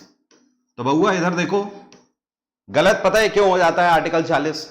आर्टिकल 40 किसका हिस्सा है, ये डीपीएसपी का हिस्सा है, directive principle for state policies. और डीपीएसपी का मतलब क्या है, इसका सीधा सा मतलब यह है कि हमारा संविधान राज्य सरकारों को निर्देश दे रहा है आर्टिकल 40 के तहत कि आप अपने राज्य में पंचायती राज सिस्टम को अप्लाई करो। इसका मतलब यह तो नहीं हो गया कि आर्टिकल 40 में पंचायती राज सिस्टम लिखा है। जब आपसे पूछा जाए कि पंचायती राज सिस्टम किसके बारे में बताता है, कि इसके बारे में कौन सा आर्टिकल बताता है, तो आपका आंसर 243 ही होगा, 40 नहीं होगा। जब 40 आपसे पूछा जाएगा, ठीक है, तो उसका सीधा सा मतलब यह है कि आपसे क्वेश्चन इस तरीके से पूछेगा कि यह कौन सा नीति निदेशक तत्व है जो कि राज्य सरकारों को यह बताता है कि पंचायती राज व्यवस्था हर एक राज्य के अंदर होनी चाहिए, तब आंसर होगा 40। और मैं तो कहता हूं 40 करो मालिश। चलो आगे बढ़ते हैं। अब देखो पंचायती राज सिस्टम से बनने वाले क्वेश्चन कैसे बनते हैं। हमारा देश जब आजाद हुआ तो उसके बाद सीडीपी आया, कम्युनिटी डेवलपमेंट प्रोग्राम। इसकी स्थापना 1952 में करी गई थी जवाहरलाल नेहरू के द्वारा। इसका मेन उद्देश्य यह था कि पूरे भारत में रूरल डेवलपमेंट को आगे बढ़ाना है। जितना भी ग्रामीण वर्ग है उसका हमें डेवलपमेंट करना है, ठीक है। कम्युनिटी डेवलपमेंट प्रोग्राम ने 5 साल तक काम किया, 1957 तक, लेकिन उसके बाद निष्कर्ष 0 निकला, यह सफल नहीं हुए। फिर भैया एक मीटिंग बैठाई गई और उस मीटिंग में यह तय हुआ कि इसको रिव्यू किया जाए। रिव्यू करने के बाद कई सारी कमेटीज का गठन किया गया, जैसे कि Balwant Rai Mehta committee, LM Singhvi committee, GVK Rao committee. इन सभी कमेटीज ने इसको रिव्यू किया और रिव्यू करके पंचायती राज सिस्टम का प्रावधान लेकर आए। तो एक क्वेश्चन बनता है कि पंचायती राज सिस्टम कितने टीयर आर्किटेक्चर में है, तो ये 3 टीयर आर्किटेक्चर में है। सबसे ऊपर जिला लेवल, उसके बाद ब्लॉक लेवल और उसके बाद ग्रामीण लेवल, विलेज लेवल। तो ये 3 टीयर आर्किटेक्चर कहलाता है। क्लियर है। एक क्वेश्चन और पूछा जाता है कि पंचायती राज सिस्टम के लिए कौन सी कमेटी का रिकमेंडेशन था, तो आंसर क्या होगा, बलवंत राय मेहता कमेटी। बलवंत राय मेहता कमेटी, क्योंकि लेवल पर डे बढ़ता चला जा रहा है। तो आज तक तो पंचायती राज सिस्टम में बलवंत राय मेहता कमेटी ऑप्शन में दे देता था। अगर उसका मन कर गया तुमसे खेलने का, तो हो सकता है वो बलवंत राय मेहता ऑप्शन में ना भी दे। क्यों? क्योंकि और भी कमेटीज थी, उनमें से किसी कमेटी का नाम रख देगा। तो आपको ध्यान रखना है, जीवीके राव कमेटी थी, ठीक है, इसी में एलएम सिंघवी कमेटी भी थी, तो इनके भी नाम दिमाग में रखना, ठीक है। सॉर्टेड है यहां तक, कोई दिक्कत तो नहीं है। एक क्वेश्चन पूछा जाता है कि पंचायती राज सिस्टम को सबसे पहले कब अप्लाई किया गया, 1959 में। कहां से अप्लाई किया गया था, इसको राजस्थान के अंदर नागौर डिस्ट्रिक्ट से अप्लाई किया गया था। किससे? नागौर डिस्ट्रिक्ट से। एक क्वेश्चन और बनता है कि पंचायती राज सिस्टम के अंदर महिलाओं को कितने प्रतिशत आरक्षित सीटें हैं, तो महिलाओं को जो रिजर्वेशन मिला हुआ है ये 33% सीटों पर रिजर्वेशन मिला हुआ है। मतलब अगर बात करी जाए तो 1/3 आप बोल सकते हो सीटें आरक्षित है महिलाओं के लिए। पंचायती राज सिस्टम के लिए मिनिमम एज कितनी होनी चाहिए, तो 21 साल एज का प्रावधान है मिनिमम। पंचायती राज सिस्टम का मेंबर बनने के लिए इतनी एज मिनिमम होनी चाहिए। इसके बाद एक और क्वेश्चन बनता है कि पंचायती राज सिस्टम को कितने साल में रिव्यू किया जाता है? तो इसे हर 5 साल में रिव्यू किया जाता है। और किसके द्वारा किया जाता है? तो राज्य के गवर्नर के द्वारा रिव्यू किया जाता है। ऐसे थोड़ी कि पैसा दे दिया, पता लगा मुखिया जी बोले कि भैया सिंचाई के लिए हमें पैसा चाहिए। कहीं कितना पैसा चाहिए? कहने एक काम करो, सिंचाई के लिए 50 लाख आप हमें आवंटित कर दो। 50 लाख आवंटित कर दिया। फिर मुखिया जी गए, कहने हमें 2000 करोड़ सैंक्शन कर दो, हमें क्या करना है? रोडें बनवानी है। कहने वो भी आवंटित हो गया। अब 5 साल में ना रोडें दिख रही हैं, ना वॉशरूम दिखाई दे रहे हैं, खेत बेचारे सूखे चले जा रहे हैं और मुखिया जी फॉर्च्यूनर से चल रहे हैं। तो उसका हिसाब किताब कौन लेगा? राज्यपाल। हर 5 साल में कि हाँ भैया जितना पैसा आवंटित हुआ था उसका किया क्या तुमने? क्लियर हो रही है बात? एक क्वेश्चन यहां पर और पूछा जाता है, ऐसे ऑप्शन दे देगा, इनकम टैक्स, ठीक है, GST, okay, industrial tax, entertainment tax, toll tax. पूछेगा इनमें से कौन सा टैक्स पंचायती राज सिस्टम वसूलती है? इनकम टैक्स पंचायती राज सिस्टम लेती है? नहीं। एंटरटेनमेंट टैक्स लेती है? नहीं। जीएसटी भी लेती है? नहीं। टोल टैक्स लेती है। टोल टैक्स पंचायती राज सिस्टम ले सकती है, ठीक है। तो इस तरीके के क्वेश्चंस में फंसना नहीं है, पंचायती राज सिस्टम से ये क्वेश्चन बनते हैं, ध्यान रखना। और आगे बढ़ते हैं, संसद पे आ जाते हैं। पार्लियामेंट्री सिस्टम बेसिक सी चीज है, आपको यह ध्यान रखनी होगी। सबसे पहले संसद 3 चीजों से मिलकर बनती है। इन 3 चीजों के बिना संसद बन ही नहीं सकती। हम लोग बात कर रहे हैं किसकी? संसद की, पार्लियामेंट। ये 3 चीजें कौन सी हैं? एक तो हो गई राज्यसभा, दूसरी हो गई लोकसभा, और इन दोनों का हेड कौन है? भारत का राष्ट्रपति, प्रेसिडेंट ऑफ इंडिया। इन 3 चीजों से मिलकर हमारी संसद बनती है। यह बात आप दिमाग में रखोगे। मैंने यहां पर ऐसा क्यों बोला कि राष्ट्रपति ही दोनों का हेड होता है? इसका सीधा सा मतलब यह है कि राज्यसभा हो चाहे लोकसभा हो, दोनों के अंदर कोई भी बिल तब तक अप्रूव नहीं माना जाएगा जब तक राष्ट्रपति उसे हस्ताक्षर नहीं कर देगा। मतलब मैं तो बोलता हूं इसी बात पर कि संसद के अंदर चिड़िया भी पर नहीं मार सकती, एक परिंदा भी पर नहीं मार सकता राष्ट्रपति की मर्जी के बिना। आप चाहे कोई भी बिल ले आओ, राष्ट्रपति के साइन के बिना वो अप्रूवल नहीं मिलेगा उस पर। क्लियर है? अब अगर आर्टिकल की बात करें तो राष्ट्रपति के लिए आर्टिकल 52 होता है, संसद के लिए आर्टिकल 79 होता है, राज्यसभा के लिए 79 के बाद 80, क्योंकि ये बड़ा हाउस है और ये छोटा हाउस है, तो 81। राष्ट्रपति का आपको ध्यान रहेगा आर्टिकल 52, संसद, राज्यसभा, लोकसभा, 79, 80, 81। सिंपल है। अब यहां पे कंपेयर करके देख लेते हैं। कंपैरिजन से मेन क्वेश्चन और बनते हैं। तो कंपेयर हम लोग करेंगे किसका? राज्यसभा और लोकसभा का। लिख लेते हैं इधर राज्यसभा और इधर आ गया हमारा लोकसभा, ठीक है। आर्टिकल लिख लो पहले। राज्यसभा के लिए आर्टिकल 80, लोकसभा के लिए आर्टिकल 81। राज्यसभा का सदस्य बनने के लिए मिनिमम कितनी उम्र होनी चाहिए? मिनिमम 30 साल उम्र होनी चाहिए।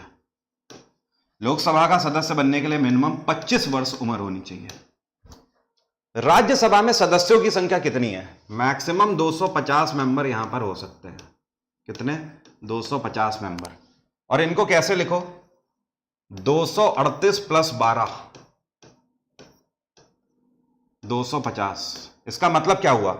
238 इलेक्टेड होंगे, मतलब ये चुनावी प्रक्रिया के थ्रू आएंगे, और जो ये 12 होंगे ये सिलेक्टेड होंगे। राष्ट्रपति को अधिकार है कि वो राज्यसभा के 12 सदस्यों को अपनी तरफ से मनोनीत कर सकता है, डिफरेंट क्षेत्रों से, जिन्होंने डिफरेंट फील्ड में उत्कृष्ट कार्य किया हो, उनको यहां पर राष्ट्रपति के द्वारा अपॉइंट किया जा सकता है 12 सदस्यों के रूप में।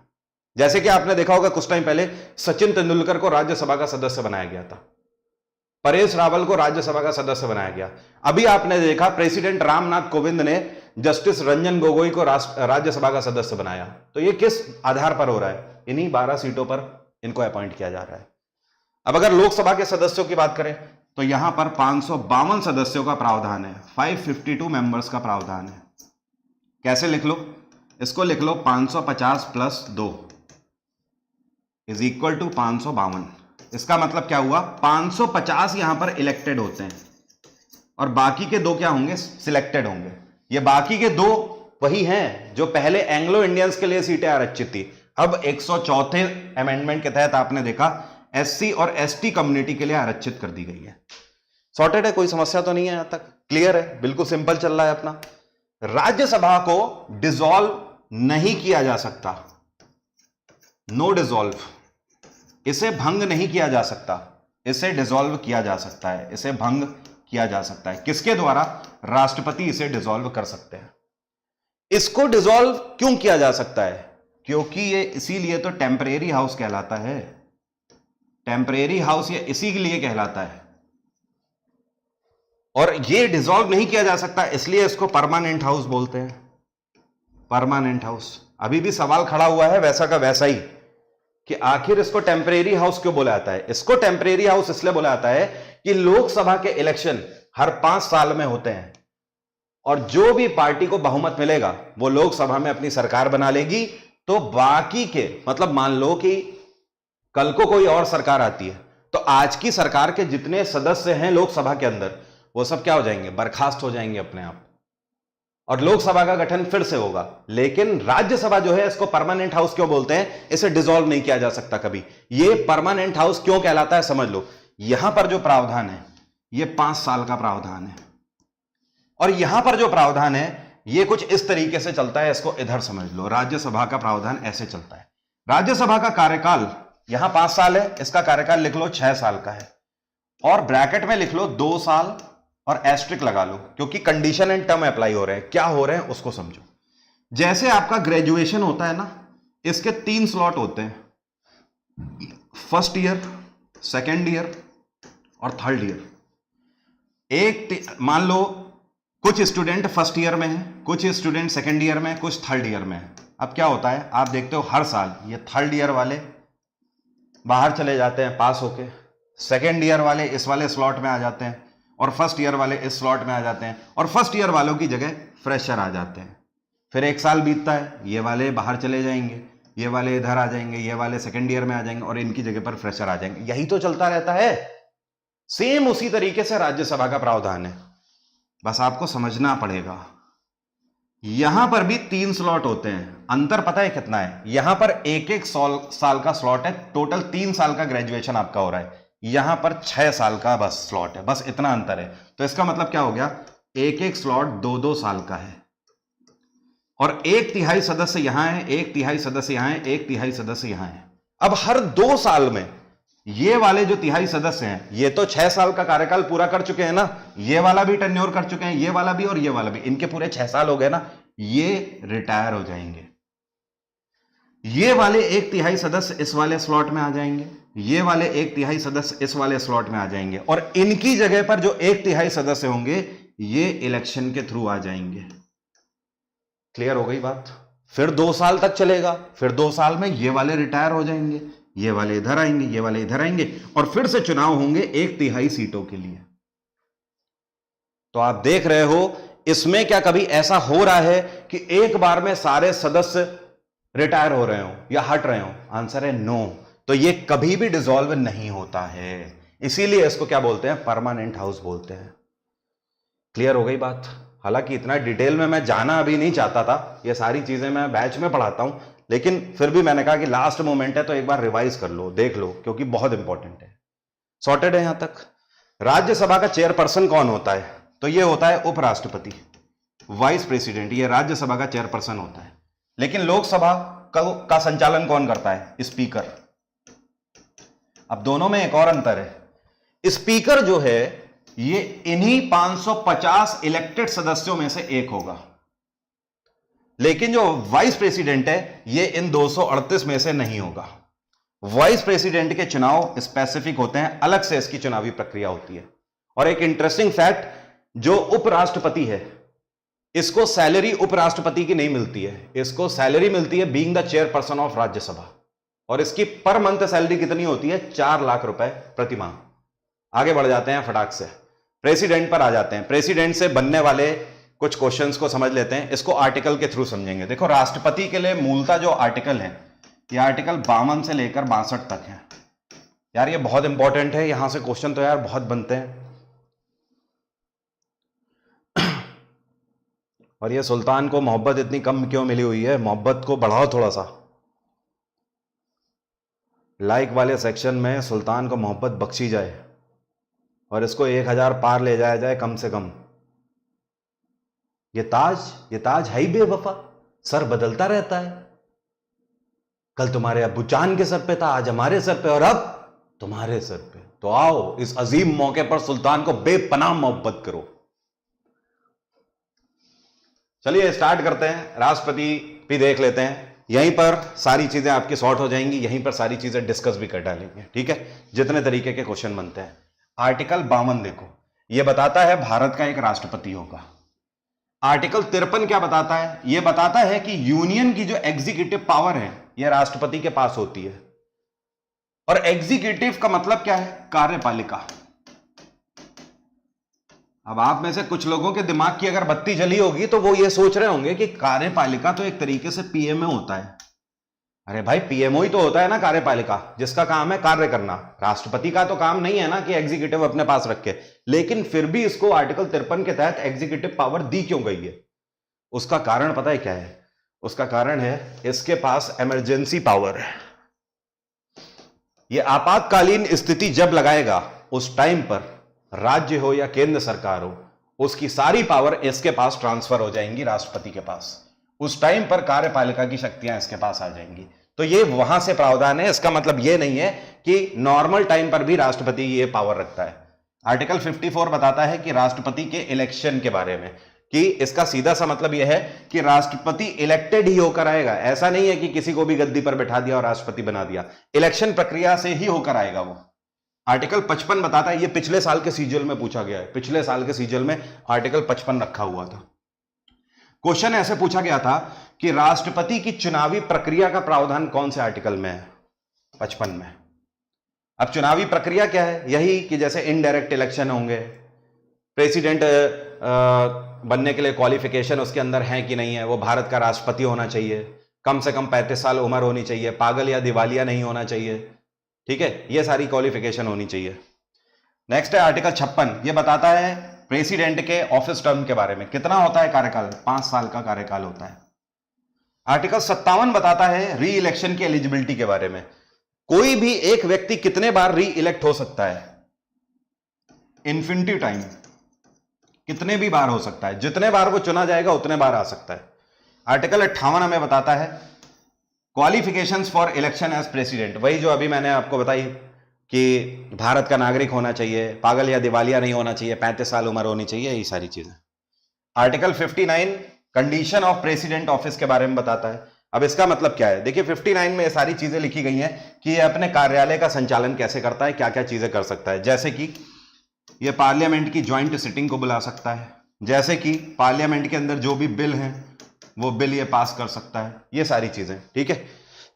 नेक्स्ट है आर्टिकल 60, ये बताता है राष्ट्रपति की शपथ के बारे में कि राष्ट्रपति क्या शपथ लेंगे। आर्टिकल 61 हमें बताता है procedure for impeachment of the president के बारे में, कि जो राष्ट्रपति है उस पर महाभियोग कैसे लाया जा सकता है। अब यहीं पर डिस्कस कर लेते हैं कि राष्ट्रपति पर महाभियोग कैसे लाया जाएगा।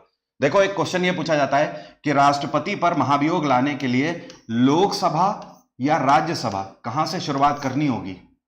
तो आंसर पता है क्या होता है? किसी भी हाउस से आप शुरुआत कर सकते हो इंपीचमेंट की।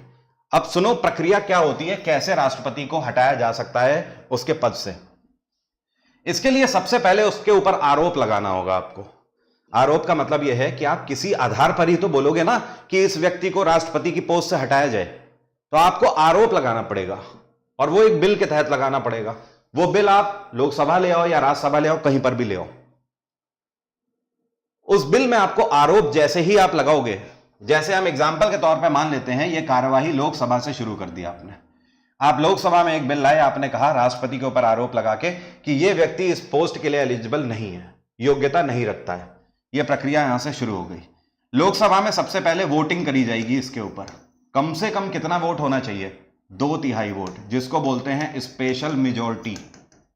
2/3 वोट कम से कम होना चाहिए इस फेवर में आपके साथ। जैसे आपने आरोप लगाया तो आपके पक्ष में कम से कम 2/3 वोटिंग होनी चाहिए, मतलब 66% लोग आपके फेवर में वोट करें। अगर ऐसा हो गया तो लोकसभा से ये आगे बढ़ जाएगी प्रक्रिया। अब ये पहुंच जाएगी कहां? राज्यसभा में। राज्यसभा में भी इस पर चर्चा होगी और वोटिंग होगी।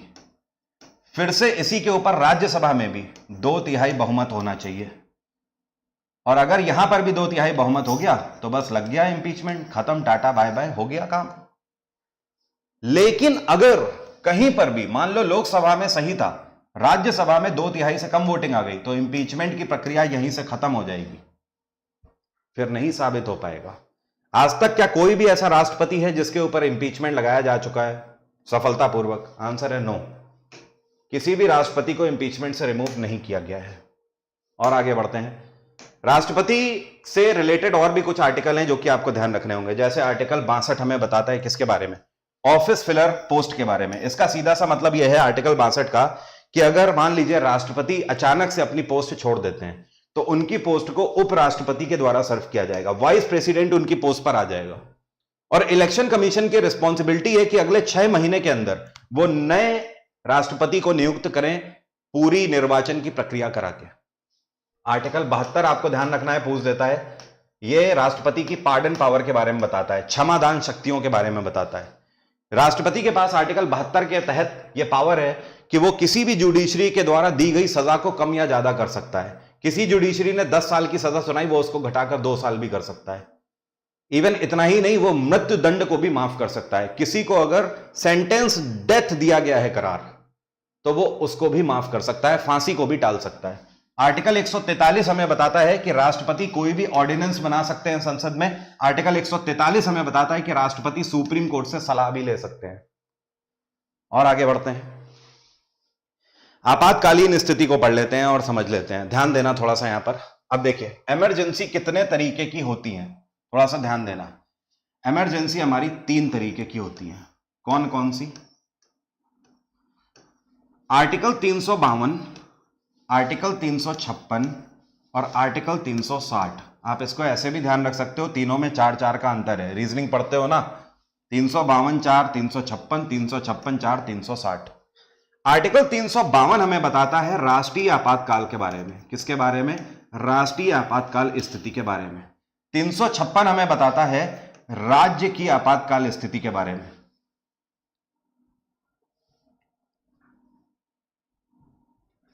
यहां पर लिख लो राज्य। ध्यान रखिए, इसी को राष्ट्रपति शासन भी बोला जाता है। क्या बोला जाता है? राष्ट्रपति शासन। और आर्टिकल 360 हमें बताता है वित्तीय आपातकाल के बारे में, जिसको इंग्लिश में बोलते हो फाइनेंशियल इमरजेंसी। यहां तक कोई समस्या तो नहीं किसी को? अब देखो तीनों में अंतर क्या होता है। 352 का यूज तब किया जाएगा जब हमारे देश पर किसी देश ने आक्रमण कर दिया हो या आक्रमण करने का अंदेशा हो। दोनों ही केस में राष्ट्रपति 352 का यूज करके पूरे देश में या देश के किसी भी हिस्से पर आपातकालीन स्थिति डिक्लेयर कर सकते हैं।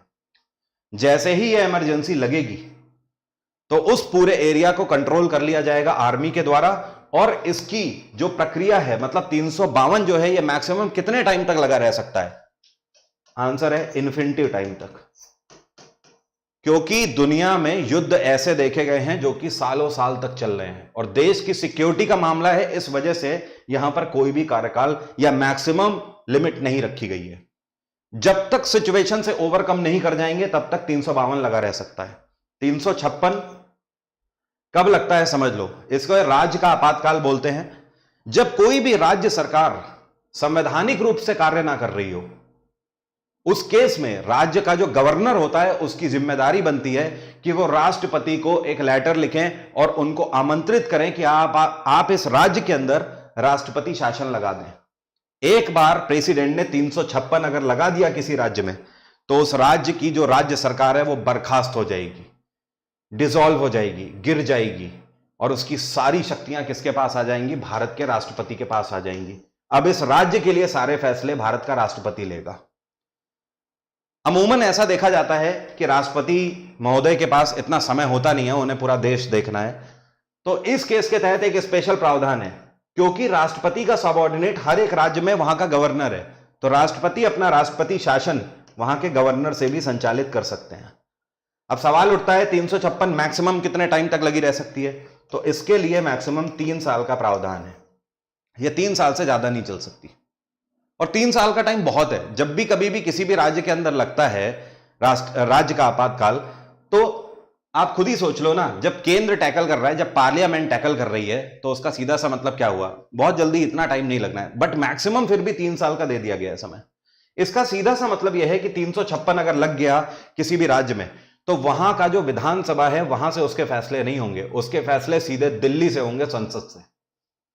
नेक्स्ट है आर्टिकल 360। यह कब लगता है? किसी भी राज्य सरकार ने अपने हाथ खड़े कर दिए पैसे के रूप में, या किसी भी केंद्र सरकार ने अपने हाथ खड़े कर दिए इस आधार पर कि भैया हमारे खजाने में, हमारे कंसोलिडेटेड फंड में इतना भी पैसा नहीं बचा है कि हम अपने जो मूल खर्चे हैं राज्य के या देश के, उनका निर्वहन कर पाए। एग्जाम्पल के तौर पर जैसे मान लो केंद्र सरकार ने यह दिखा दिया कि हमारे कंसोलिडेटेड फंड में इतना भी पैसा नहीं बचा है कि हम अपने सरकारी कर्मचारियों की सैलरी भी दे सकें, हम अपने नागरिकों के लिए योजनाएं भी चला सकें, इतना भी पैसा नहीं बचा है। तो इस केस में स्थिति गंभीर है और राष्ट्रपति के पास पावर है कि वो आर्टिकल 360 का यूज करके पूरे देश में वित्तीय आपातकाल घोषित करते हैं। वित्तीय आपातकाल एक बार अगर लग गया तो यहां पर भी सेम सीन होना है, केंद्र सरकार डिसॉल्व हो जाएगी और पूरे फैसले कौन लेगा? भारत का राष्ट्रपति लेगा। क्लियर हो गई बात? ओके।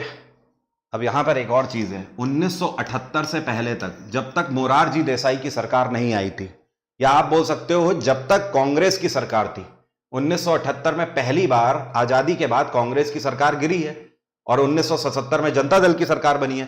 तो 1978 में जनता दल की सरकार के द्वारा एक संशोधन किया गया। उससे पहले तक यह होता था कि अगर वित्तीय आपातकाल की स्थिति है तो राष्ट्रपति से बाद में भी कोई भी पूछताछ नहीं कर सकता है, कोई भी रिपोर्ट नहीं मांग सकता है। लेकिन इस चीज को यहां पर क्या किया गया?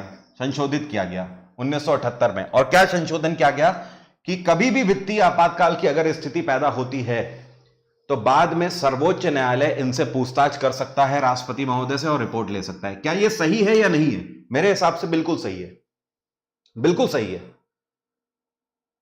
आप खुद सोच के देखो कि एक पूरे देश को चलाने के लिए अगर इस तरीके से एक व्यक्ति के हाथ में डायरेक्ट पावर है हमारे संविधान के तहत, तो इस क्लॉज का जो संरक्षण है वो देश के प्रति है ना।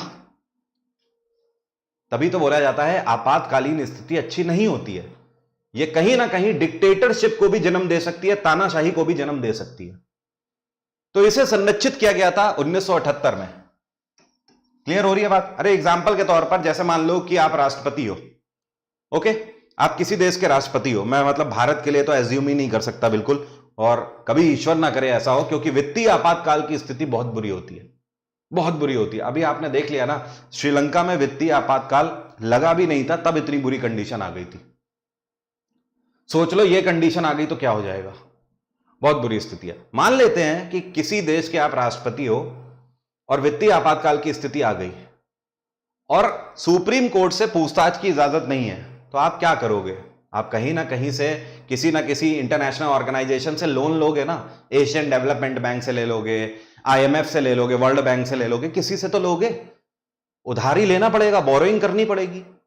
अब आपने लोन ले लिया, अब ऐसा भी तो हो सकता है कि आपने लिया 50,000 करोड़ का लोन, ठीक है, और आपने देश के कंसोलिडेटेड फंड में डाल दिया 30,000 करोड़, और उसके बाद देश चल रहा है, पता लगा आप निकल गए 20,000 करोड़ लेके सीधे स्विट्जरलैंड। खत्म, टाटा बाय बाय हो गया। अब आपसे पूछताछ भी नहीं करी जा सकती, और अगर ये प्रावधान है पूछताछ भी नहीं करी जा सकती, तो आप तो स्विट्जरलैंड घूम के फिर भी आ जाओगे अपने देश में, क्योंकि आपको तो पता है कोई पूछताछ ही नहीं कर सकता। अपने देश में भी लेके घूमोगे वही पैसा, और वो पैसा भरा किससे जाएगा?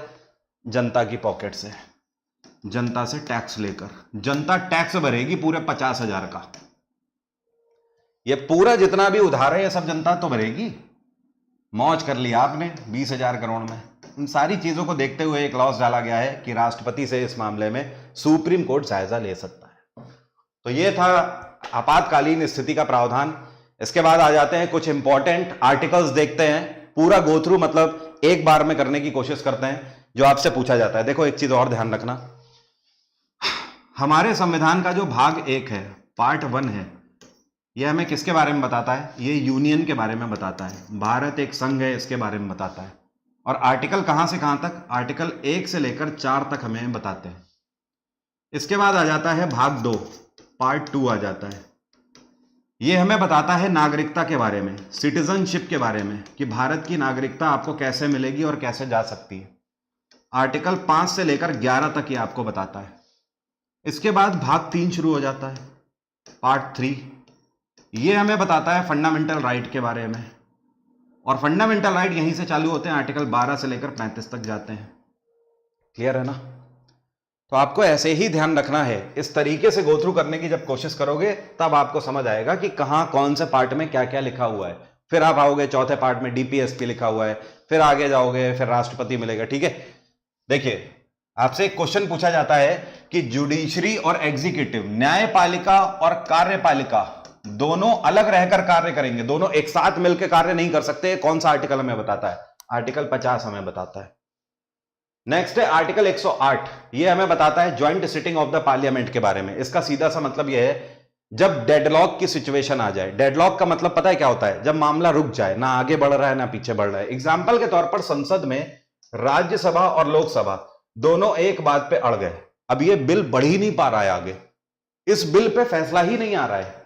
ये कह रहे हैं हम अपना मत रख रहे हैं, ये कह रहे हैं हम अपना मत रख रहे हैं, और टाई का केस भी आ गया, मान लो चीजें हो ही नहीं पा रही आगे। इस केस में राष्ट्रपति के पास अधिकार है कि वो आर्टिकल 108 के तहत पार्लियामेंट की ज्वाइंट सिटिंग बुला सकते हैं। पार्लियामेंट कहेंगे अच्छा आप दोनों लड़ रहे हो तो एक काम करो बउआ, दोनों लोग आ जाओ हमारे पास। अब ये दोनों आ जाएंगे एक साथ, और ये क्या कहलाएगी? ज्वाइंट सिटिंग कहलाएगी। ज्वाइंट सिटिंग को बुलाने का अधिकार किसका है? राष्ट्रपति का। लेकिन एक क्वेश्चन और पूछता है कि ये जो ज्वाइंट सिटिंग है इसकी अध्यक्षता कौन करता है? लोकसभा स्पीकर इसकी अध्यक्षता करेगा।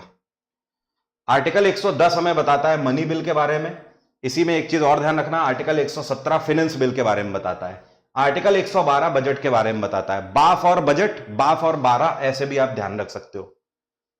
एक और चीज ध्यान रखना, हमारे संविधान में बजट नाम का कोई वर्ड ही नहीं है, ये केवल हम लोग बोल देते हैं बजट। बजट का मतलब बेसिकली होता है बुगेट, ये बुगेट वर्ड से निकल के आया है। और बुगेट का मतलब क्या होता है? चमड़े का थैला। फ्रांस में सबसे पहले बजट चमड़े के थैले में लागू किया गया था, लाकर दस्तावेज। फिर उसके बाद प्रचलन सा बन गया, वही वाला ना, पहले अमिताभ बच्चन ने बेल बॉटम पहन ली तो पता लगा एक छोटी हाइट वाला है, एक मेरे जैसी हाइट वाला है, अगर मेरी हाइट तो कम है यार, पता लगा मैं भी कह दूं मैं भी बेल बॉटम पहनूंगा तो कैसा लगूंगा? टोपा लगूंगा और कैसा लगूंगा? ठीक है ना? तो वो एक प्रचलन सा चल गया पूरे दुनिया भर में कि लेदर बैग में ही लॉन्च किया जाएगा बजट। लेकिन भारत ने अभी वो प्रावधान तोड़ दिया, खत्म कर दिया, क्योंकि उससे कोई लेना ही देना नहीं है। हमारे संविधान में बजट नाम का कोई वर्ड ही नहीं है। हमारे संविधान में बजट को क्या बोला गया है? फाइनेंशियल प्लान बोला गया है। क्या बोला गया है? Financial plan. तो आप 112 जब आर्टिकल पढ़ोगे तो आपको फाइनेंशियल प्लान वहां पर लिखा दिखेगा। तो ये मत बोल देना कि सर गलत बता दिए थे, बजट लिखा है, ये तो फाइनेंशियल प्लान है। फाइनेंशियल प्लान ही मिलेगा वहां लिखा, बजट नहीं मिलेगा लिखा। और अब तो हमारे लिए बुगेट नाम का वर्ड ही नहीं रह गया भाई, क्योंकि हमारे देश में तो अब लाल कपड़े में बजट लॉन्च किया जाता है। और उसके बाद अभी आपने देखा इस बार तो हमारा बजट पेपरलेस भी हो गया है, तो अब चमड़ा अमड़ा का थैले में नहीं होता है। नेक्स्ट है आर्टिकल 222, ये मैं आपको बता चुका हूं जुडिशरी में कि हाईकोर्ट के जजेस का ट्रांसफर एक हाईकोर्ट से दूसरे हाईकोर्ट में। और आगे बढ़ते हैं। देखिए एक क्वेश्चन आपसे पूछा जाता है, देखो यार रिट जिसको भी पढ़नी हो ना, रिट में अगर समस्या है, वो अपने आप में पूरा चैप्टर है, टॉपिक है 1 घंटे का, तो वो भी मैंने यूट्यूब पर पढ़ाई हुई है। जिसको रिट पढ़ना है कायदे से सर्च मार लेना, रिट बाई वरुण अवस्थी मिल जाएगा। इसलिए रिट पर नहीं जा रहे हैं, सीधे से आपसे देखो क्वेश्चन क्या पूछता है। सुप्रीम कोर्ट रिट जारी कर सकता है कौन से आर्टिकल के तहत? आर्टिकल 32 के तहत सुप्रीम कोर्ट जारी कर सकता है। हाई कोर्ट कौन से आर्टिकल के तहत कर सकता है? 226 के तहत। आर्टिकल 44 कई बार पूछ देता है, इसका मतलब है uniform civil code for citizen. इसका सीधा सा मतलब यह है कि जो भी नियम कानून बनेंगे वो सब पर समान रूप से अप्लाई होंगे। अगर योजना आ रही है तो उसका फायदा सबको मिलेगा जो उसके लिए एलिजिबल होगा। अगर कानून बन रहा है तो वो एक तरीके से सबके ऊपर अप्लाई होगा। ऐसा नहीं कि चाचा विधायक है, पता लगा उनके ऊपर अप्लाई नहीं हो रहा है और बेचारे गरीब आदमी की ऐसी तैसी हो रही है। चाचा विधायक है तो पता लगा 120 150 के ऊपर भगाए पड़ा है गाड़ी, चालान आलान कुछ नहीं हो रहा है। और बेचारा एक गरीब है 60 के ऊपर गया नहीं कि लपक के पकड़ लिया, हाँ बेटा इधर आओ, लाओ निकालो जेब में क्या है, ठीक है, तो यूनिफॉर्म सिविल कोड का मतलब सीधा सा यह है कि सब पर सुचारू और एक ही प्रभाव से लॉ एंड ऑर्डर अप्लाई होगा। नेक्स्ट है आर्टिकल 153। यह आपको बताता है कि हर एक राज्य के अंदर राज्यपाल होगा जो कि उस राज्य की व्यवस्था को मॉनिटर और कंट्रोल करेगा। 155 बताता है अपॉइंटमेंट ऑफ द गवर्नर के बारे में। गवर्नर का अपॉइंटमेंट किसके द्वारा होता है? राष्ट्रपति के द्वारा होता है। आर्टिकल 172 में बताता है ड्यूरेशन ऑफ स्टेट लेजिस्लेचर के बारे में। स्टेट लेजिस्लेचर का ड्यूरेशन क्या होता है? 5 साल होता है ना, विधानसभा का भी वही। 214 में बताता है high court for the state के बारे में कि हर एक राज्य के लिए एक हाई कोर्ट होगा। कुछ ऐसे राज्य भी हैं जिनके अंदर नहीं है हाई कोर्ट, लेकिन ऐसा नहीं है कि उन राज्य का कोई हाई कोर्ट नहीं है। एग्जाम्पल के तौर पर बॉम्बे हाई कोर्ट। अब ये जो बॉम्बे हाई कोर्ट है ये मल्टीपल स्टेट को मॉनिटर और कंट्रोल करता है। महाराष्ट्र के जितने भी केसेस हैं उन सबको मुंबई हाई कोर्ट देखता है। गोवा के जितने भी केसेस हैं उन सबको भी मुंबई हाई कोर्ट ही देखता है। अब गोवा की अगर बात कर लो तो गोवा के अंदर कोई हाई कोर्ट है क्या? नहीं है, लेकिन वहां के केसेस कहां जाते हैं? मुंबई हाई कोर्ट जाते हैं। उसी तरीके से कोलकाता हाई कोर्ट की बात करें तो पश्चिम बंगाल के सारे केसेस कोलकाता हाई कोर्ट देखता है, लेकिन अंडमान में तो नहीं है ना, तो अंडमान के भी सारे केस कहां जाते हैं? कलकत्ता हाई कोर्ट में ही तो जाते हैं। नेक्स्ट है 243 के। यह हमें बताता है इलेक्शन ऑफ द पंचायत के बारे में कि पंचायत के जो होंगे इलेक्शंस उनका मैनर क्या होगा। आर्टिकल 330 हमें बताता है reservation of seats for scheduled caste and scheduled tribes in house of the people. Lok Sabha के अंदर एससी और एसटी की जो सीटें हैं इनके रिजर्वेशन का प्रावधान कौन से आर्टिकल में है? 330। और इनके लिए आर्टिकल कौन सा है? अनुच्छेद कौन सा है? मैं अनुच्छेद आर्टिकल बोल रहा हूं। इनके लिए अमेंडमेंट कौन सा है? 104 अमेंडमेंट है, ठीक है, जो अभी हम लोगों ने बिल्कुल शुरू में पढ़ा था। आर्टिकल 335 देखो क्या बोलता है। यह बोलता है claims of SC and ST to services and post. इसके बारे में बहुत सोचते हैं ना लोग, बोलते भी हैं, पूछते हैं कि ये कहां पे लिखा हुआ है कि जो सरकारी नौकरी में रिजर्वेशन का प्रावधान है। तो भाई सरकारी नौकरी में जो रिजर्वेशन का प्रावधान है वो आर्टिकल 335 के ही तहत है। यहां तक सॉर्टेड है? बहुत बढ़िया, लाजवाब, जबरदस्त, शानदार, जिंदाबाद। अब एक काम कर लेना है आपको, exam engine Google play store से अभी डाउनलोड करना है और बहुत अच्छा सा रिव्यू देना है इस क्लास के लिए। अच्छा रिव्यू देना, नहीं तो समझ लेना, ठीक है। बाकी देखो एग्जाम इंजन में जो जीएस जीके का फाउंडेशन बैच है इसकी रजिस्ट्रेशन विंडो 15 तारीख को हमने बंद कर दी थी, लेकिन आप कमेंट सेक्शन पे भी देख सकते हो बहुत सारे बच्चों के मेल आ रहे हैं, कमेंट सेक्शन पे भी, क्लास पे भी लिख रहे हैं कि इसकी रजिस्ट्रेशन विंडो खोल दो। फाइनली हमने डिसाइड किया है कि इसकी रजिस्ट्रेशन विंडो हम 30 तारीख से पहले खोलेंगे 2 दिन के लिए। अब वो 2 दिन कौन से होंगे इसके बारे में आपको कल या परसों पता लग जाएगा, ठीक है। तो बेफिक्र रहिए, जीएस जीके का फाउंडेशन बैच 2023 के सभी एग्जाम के लिए जो हम चला रहे हैं, फिर चाहे सारे एसएससी के एग्जाम हो, राज्य के एग्जाम हो, कोई भी एग्जाम हो, सीडीएस का एग्जाम हो, अग्निवीर का एग्जाम हो, कोई भी हो, सबको हम यहां पे कवर कर लेंगे। तो एक बार फिर से आपको 2 दिन के लिए मौका मिलने जा रहा है, उसके बाद फिर हम कोई एडमिशन नहीं लेंगे। अच्छा मौका है, ले लेना।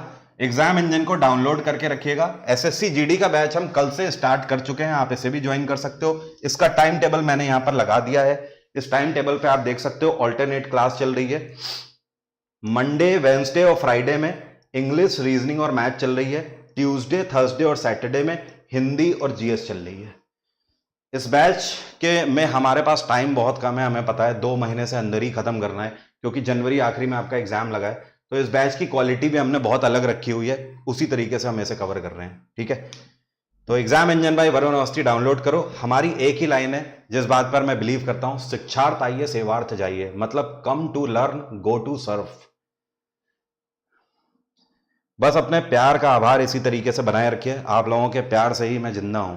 वो बोलते हैं ना, हाँ वाला कौन है, फरहान अख्तर बोलता है ना कि क्या, हाँ, अगर वैलेंटाइन सप्ताह चल रहा है उसके बाद भी तुम्हारा पढ़ने में मन लग रहा है तो जिंदा हो तुम। अगर बाहर से स्कूटी निकल रही है उसकी, उसके बाद भी तुम्हारा पढ़ने में मन लग रहा है तो जिंदा हो तुम। आईपीएल चल रहा है उसके बाद भी अगर तुम वरुण सर की क्लास देख रहे हो तो जिंदा हो तुम। T20 वर्ल्ड कप चल रहा है उसके बाद भी तुम नोट्स बना रहे हो तो जिंदा हो तुम। उसकी कॉल आ रही है, लेकिन उसके बाद भी तुम उसे बोल रहे हो कि मैं बाद में बात कर लूंगा, अभी मैं क्लास कर लेता हूं, तो जिंदा हो तुम। क्लियर हो रही है बात? हाँ। तो अपने आप से पूछो कि जिंदा हो तुम कि नहीं हो, क्योंकि जिंदा होना बहुत जरूरी है, तभी आगे हो पाएगा कुछ। अभी की बात चलो यहीं तक रखते हैं। Thank you everyone, take care, have a nice day. आपका दिन मंगलमय हो, अपना ख्याल रखिए। और सुल्तान तो हर कोई बनना चाहता है, लेकिन सुल्तान बनने के लिए गर्दन और इरादे दोनों मजबूत होने चाहिए। बाय एवरीवन, ख्याल रखिए अपना। और हाँ, टेलीग्राम चैनल जो मेरा ज्वाइन करना चाहते हैं, नए बच्चे आ रहे हैं, उन्हें टेलीग्राम चैनल के बारे में नहीं पता है, तो टेलीग्राम चैनल का जो लिंक है वो ये जो आप क्लास देख रहे हो ना, इसी वीडियो के डिस्क्रिप्शन में पड़ा हुआ है, आप वहां से ज्वाइन कर लीजिए। Telegram official